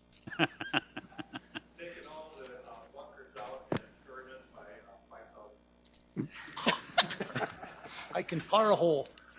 For those in the audience, or for those watching on TV, Mr. Walsh said he will make the course easier to play for all of us. And free golf. Okay, very good. Council, any other discussion on this item? A roll call vote, please. Council members Karski. Yes. Kylie. Yes. Rolfing. Yes. Staggers. Yes. Anderson. Yes. Erickson. Yes. Erpenbach. Jamison. Yes. That is passed 8-0. Item 36. Item 36 is a second reading, an ordinance of the City of Sioux Falls, South Dakota, rezoning property at South Hanson Avenue and West Bridger Street from the RA2 Apartment Residential Moderate Density and LW Live Work Districts to the RD2 Townhouse Residential, Townhome Residential, Suburban, and the CN Conservation Districts, petition number 2014-515, and amending the official zoning map of the City of Sioux Falls. Planning Commission recommends approval. The applicant for this item is Jason Benson, representing Bentwood Place Incorporated. This property consists of just over 7 acres in size. Under the current zoning, it would allow multifamily residential. The applicant is proposing to what we call downzone this to allow a maximum of 8 unit buildings. And then it also provides for, again, that detention that we talk about a lot, stormwater detention. Thanks, Mike. Would anybody want to speak to this item? Council? Move for approval, Anderson. Second, Rolfing. Councilor Anderson Jr. has made a motion to approve this item, seconded by Councilor Rolfing. Any roll call vote, please. Council members Karski. Yes. Kylie. Yes. Rolfing. Yes. Staggers. Yes. Anderson? Erickson? Yes. Erpenbach? Yes. Jamison? Yes. Thank you. That is passed 8-0. Item 37.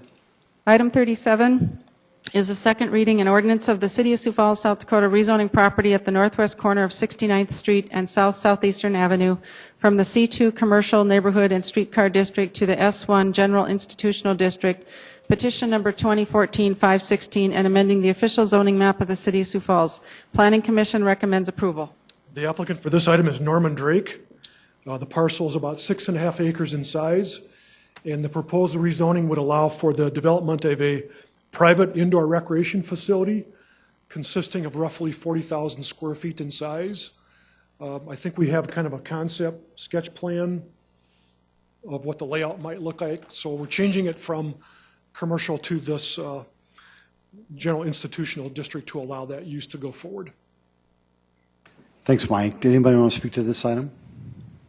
Council?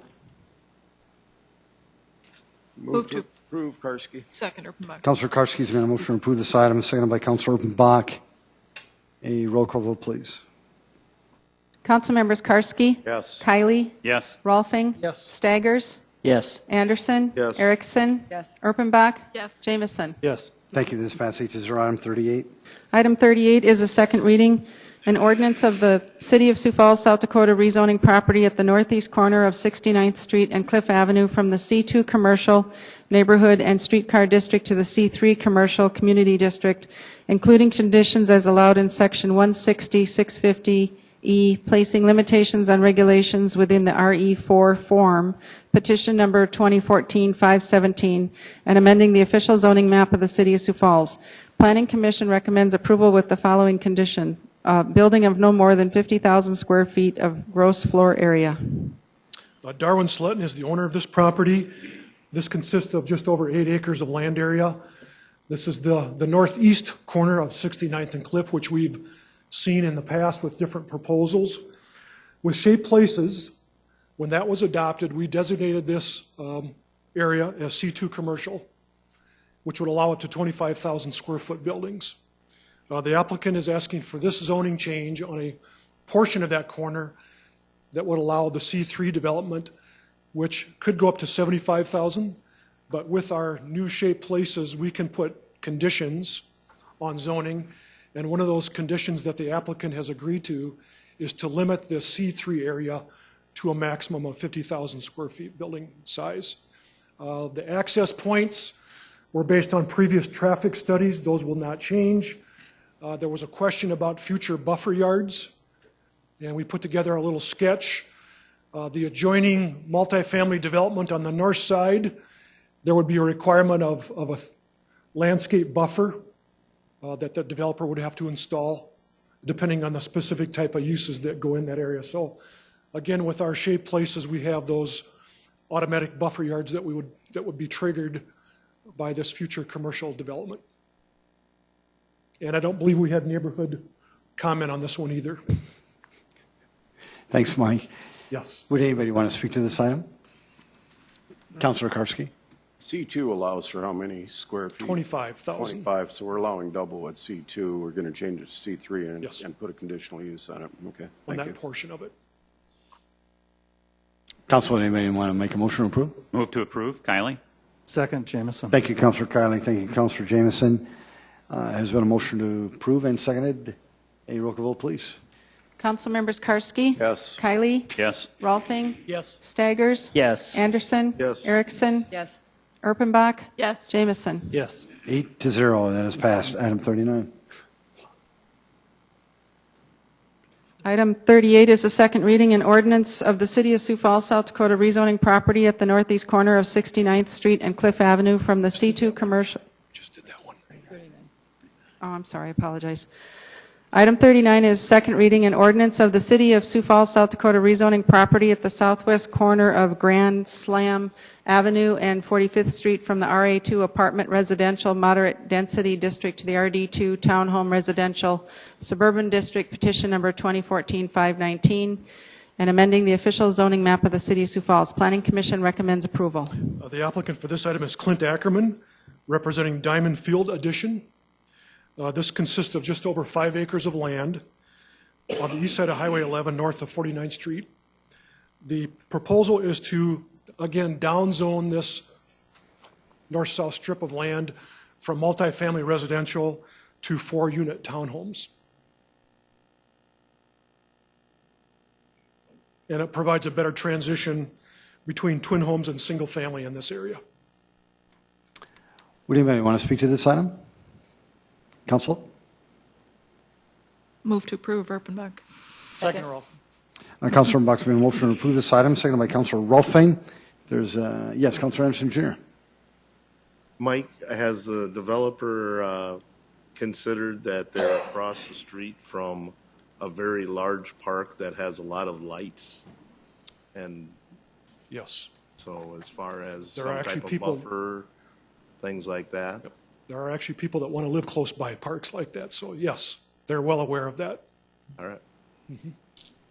Councilor Jameson. Mike, just listening to you talk tonight on several different items, most of them have been about increasing the density of the use of land, and now we're talking about downzoning a couple different places. Would you have some understanding of why that is occurring in some places, and what's the pressures that I'll go back to the market. You know, we don't always, well, planning staff is not there to predict what the market is, but when these developments start out, you know, they're kind of anticipating what they think the market's going to be, and then as they get into selling land or building structures, they start to see that the market is shifting. And so in this case, the townhomes are what they're seeing as the demand. Under our old zoning ordinance, we would have just left it as multifamily. But now with Shea Places, we want to better define what the actual uses are and match that up with the zoning. So in the future, anybody building in that area is going to have a better idea of what's exactly going to go there. So I think it's part of it is the market, but part of it is just using our Shea Places zoning districts better.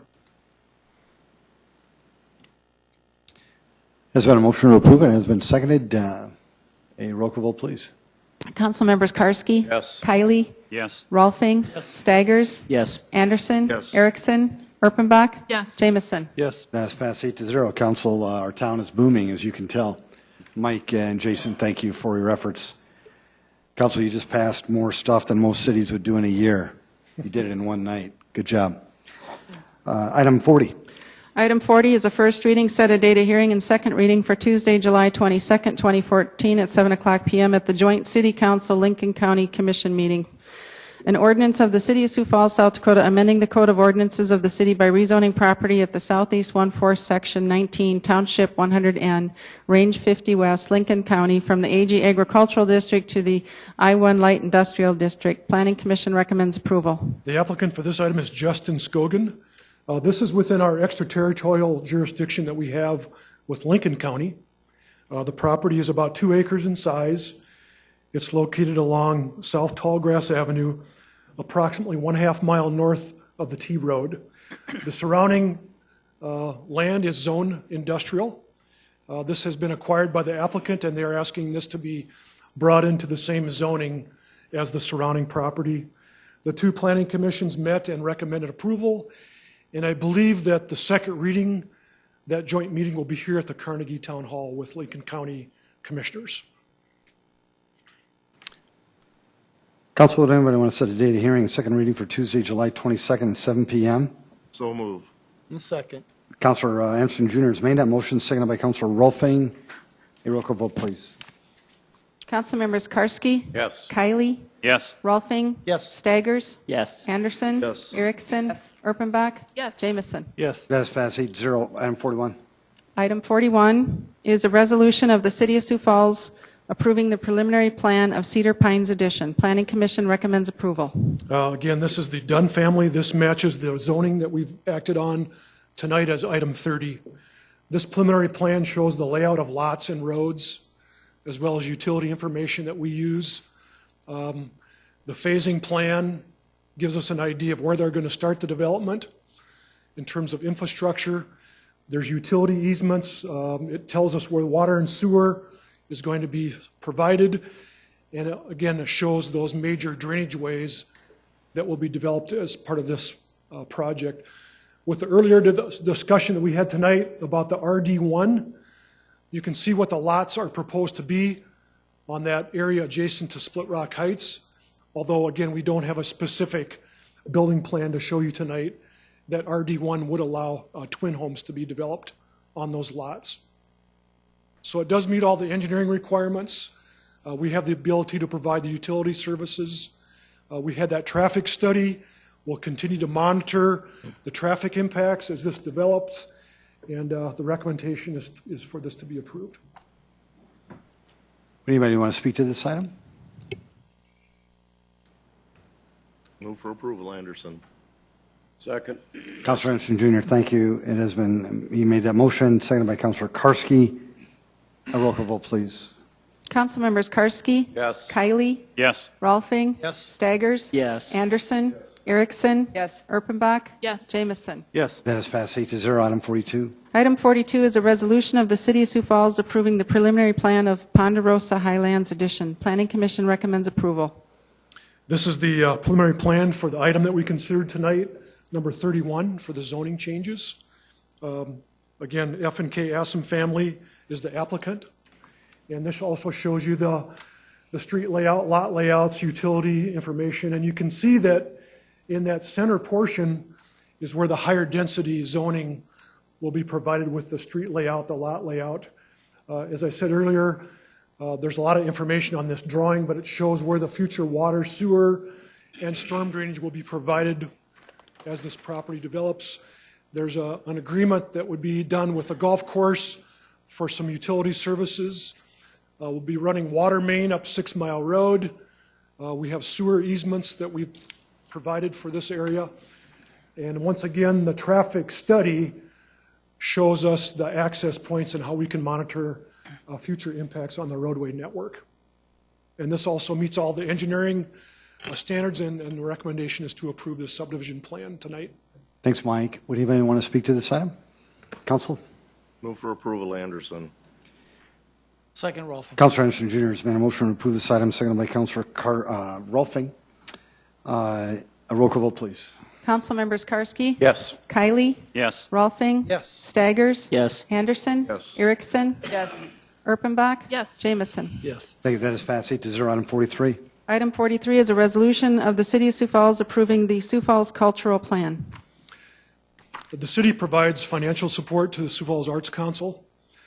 Each year we budget money to provide for various projects.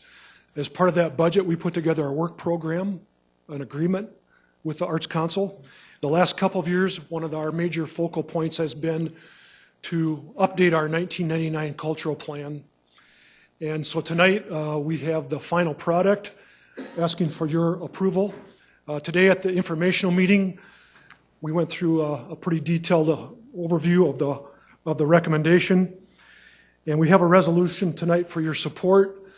But since he's been so patient tonight, if I could ask Rob Oliver, who chaired the process, just to give a very quick overview.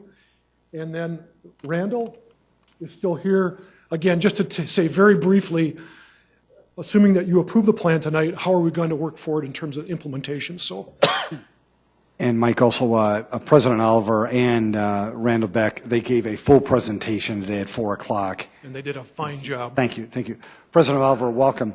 As well as to the rest of the group, we want to thank you for your patience tonight. Our town is booming, a lot going on. It's a very good thing. But we're very, very pleased to have you here. President Oliver, the floor is yours. I'll spare you the long version since we did that already. I just remind you that Sioux Falls Imagined is the product of the efforts of a number of community members who researched our community needs and aspirations and examined other communities and other parts of the country to set forth goals that we believe can help us build a vibrant and prosperous community that also develops our cultural assets in the process.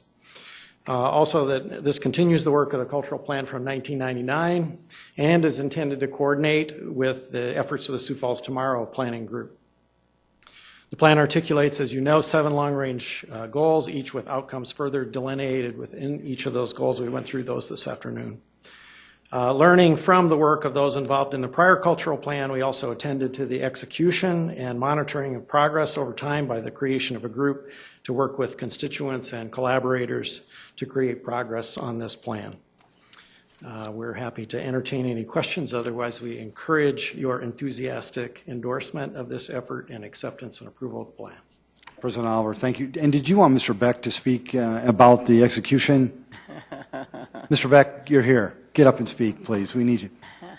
Tell the people of Sioux Falls briefly. That's necessary, Mayor. How are you going to execute the plan, sir? My abbreviated version of what I said this afternoon to build on President Oliver's presentation was simply this: we're committed to executing this plan. That plans are only well done if they actually are rolled out, and we are committed to that, and we're creating an advisory group to do just that, and we appreciate the support and the encouragement and wisdom of the mayor and council in that endeavor. Mr. Beck, thank you so much. President Oliver, thank you. And we can pan into the audience. There's plenty of members here that were part of that team and certainly supporting the effort. Council? Just wanted to comment, from the presence of these people here through some of the most exciting rezoning and such going on for the last 2 hours, really does demonstrate their commitment to this plan and seeing it through. So thank you, and congratulations on it. And also, did any of you want to speak before I turn it over to the council? I apologize. I should have given you that opportunity. You've been here 2 hours. You want to go home too? Okay. Councilor Kiley? I would like to commend President Oliver and Mr. Beck and everybody associated with this plan for doing a great job. As a father of a child who makes his living off of selling his art professionally, I greatly appreciate that aspect of the plan, and I realize it encompasses much more. Job well done. Thank you. Thank you, Councilor Kiley. Councilor Staggers. Yeah, I do have a question here. Please. It's dealing with outcome 2.2, maximizing federal, state, and community funding. There is this Explore New Market tax credits. Could somebody explain what that's all about? The group that took on that subject was led by Todd Meyer Henry, and New Market tax credits is a funding option that we just looked at exploring. It's a process that we really haven't used around here before, but it's a way of funding different types of projects that we're just being asked to take a look at as a possibility. That's a very vague answer tonight. So, but it's one option that was asked that we were asked to look at. Okay, thank you. Councilor Buck. I wanted to just kind of challenge the group too. The thing that I kind of glommed onto in the report is the idea of creative districts. And I realize you had it kind of in the state area, but I would hope, as many of us have traveled the country, we have found these parts of towns that have been revitalized by creating those kinds of creative districts. And being the central district representative, I have some neighborhoods that could use some creative energy. And so I hope that we do pursue some things like that we look at things a little bit outside the box. Art isn't just about, art and culture are not just about history and just about statues, but it really is about all those opportunities, and I think our neighborhoods have an opportunity here. So I'm excited to see this happen. Thank you all. I would move approval. Councilor Buck, thank you. Second. Thank you, Councilor Anderson Jr. Those two councilors want to move this item forward. Councilor Staggers. Yes, I'm having a difficult time here with this because there's one part that's proposing an ordinance that 1% of all capital improvements be invested in art and culture. I know that exists in many communities across the country, but sometimes I don't think it's a good idea to have an ordinance. For example, with the event center right now, we'd have to pay, we had this in ordinance, over $1 million for art. Now, it's okay at the time if we want to do that, but having it in an ordinance, I don't think is a very good idea at all.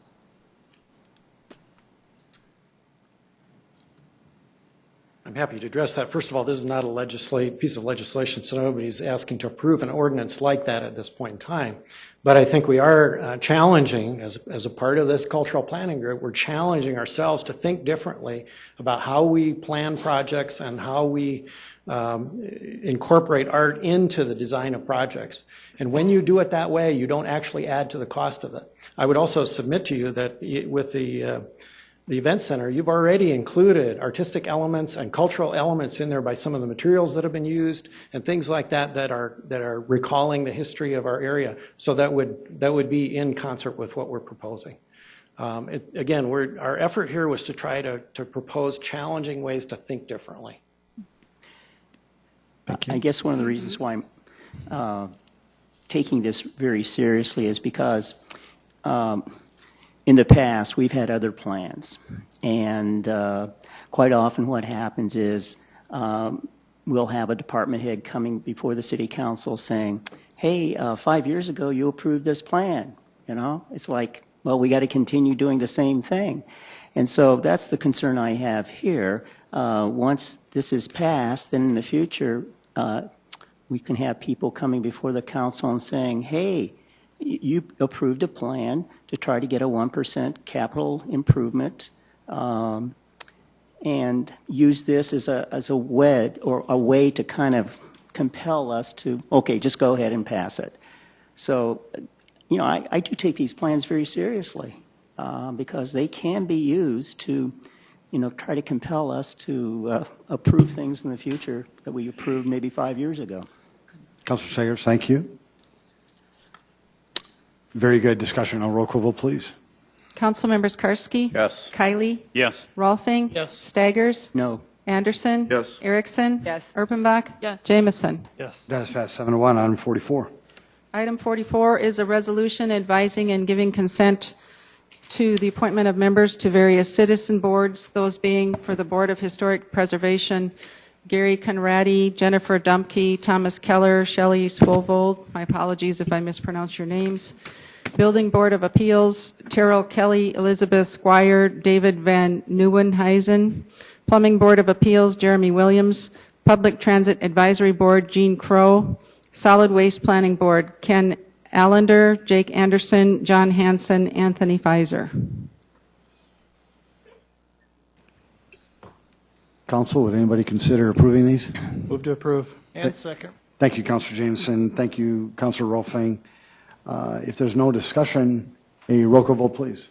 Council members Karski? Yes. Kiley? Yes. Rolfing? Yes. Staggers? Yes. Anderson? Yes. Erickson? Yes. Erpenbach? Yes. Jameson? Yes. Thank you. That is passed 8-0. Council, any other discussion tonight? Item 45. Oh, we do. Very good. Councilor, Thanks for the grandmother- promotion. Grandmother. Report of the June 23rd, 2014 Notice of Transfer of Appropriations within Major Organizational Units. Thank you. Council, did anybody else have any discussion tonight? Yes, Councilor Kiley. I would like to take the opportunity to recognize an individual for a random act of kindness that has put the city of Sioux Falls, not only herself, but the city of Sioux Falls in a very positive spotlight. Carol Flynn was actually featured on ABC News America's Strong segment for a random act of kindness that she performed at the local Walmart by purchasing 3 boxes of diapers for a young mother.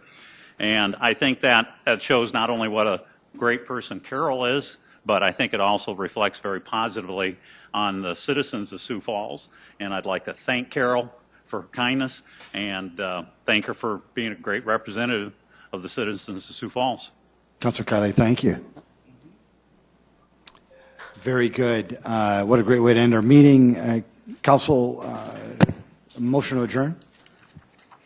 Councilor Rolfing's made a motion to adjourn. Second. Has been seconded by Councilor Jameson. All those in favor say aye. Aye. Opposed? This meeting is adjourned. Sioux Falls. Make it a great, great evening.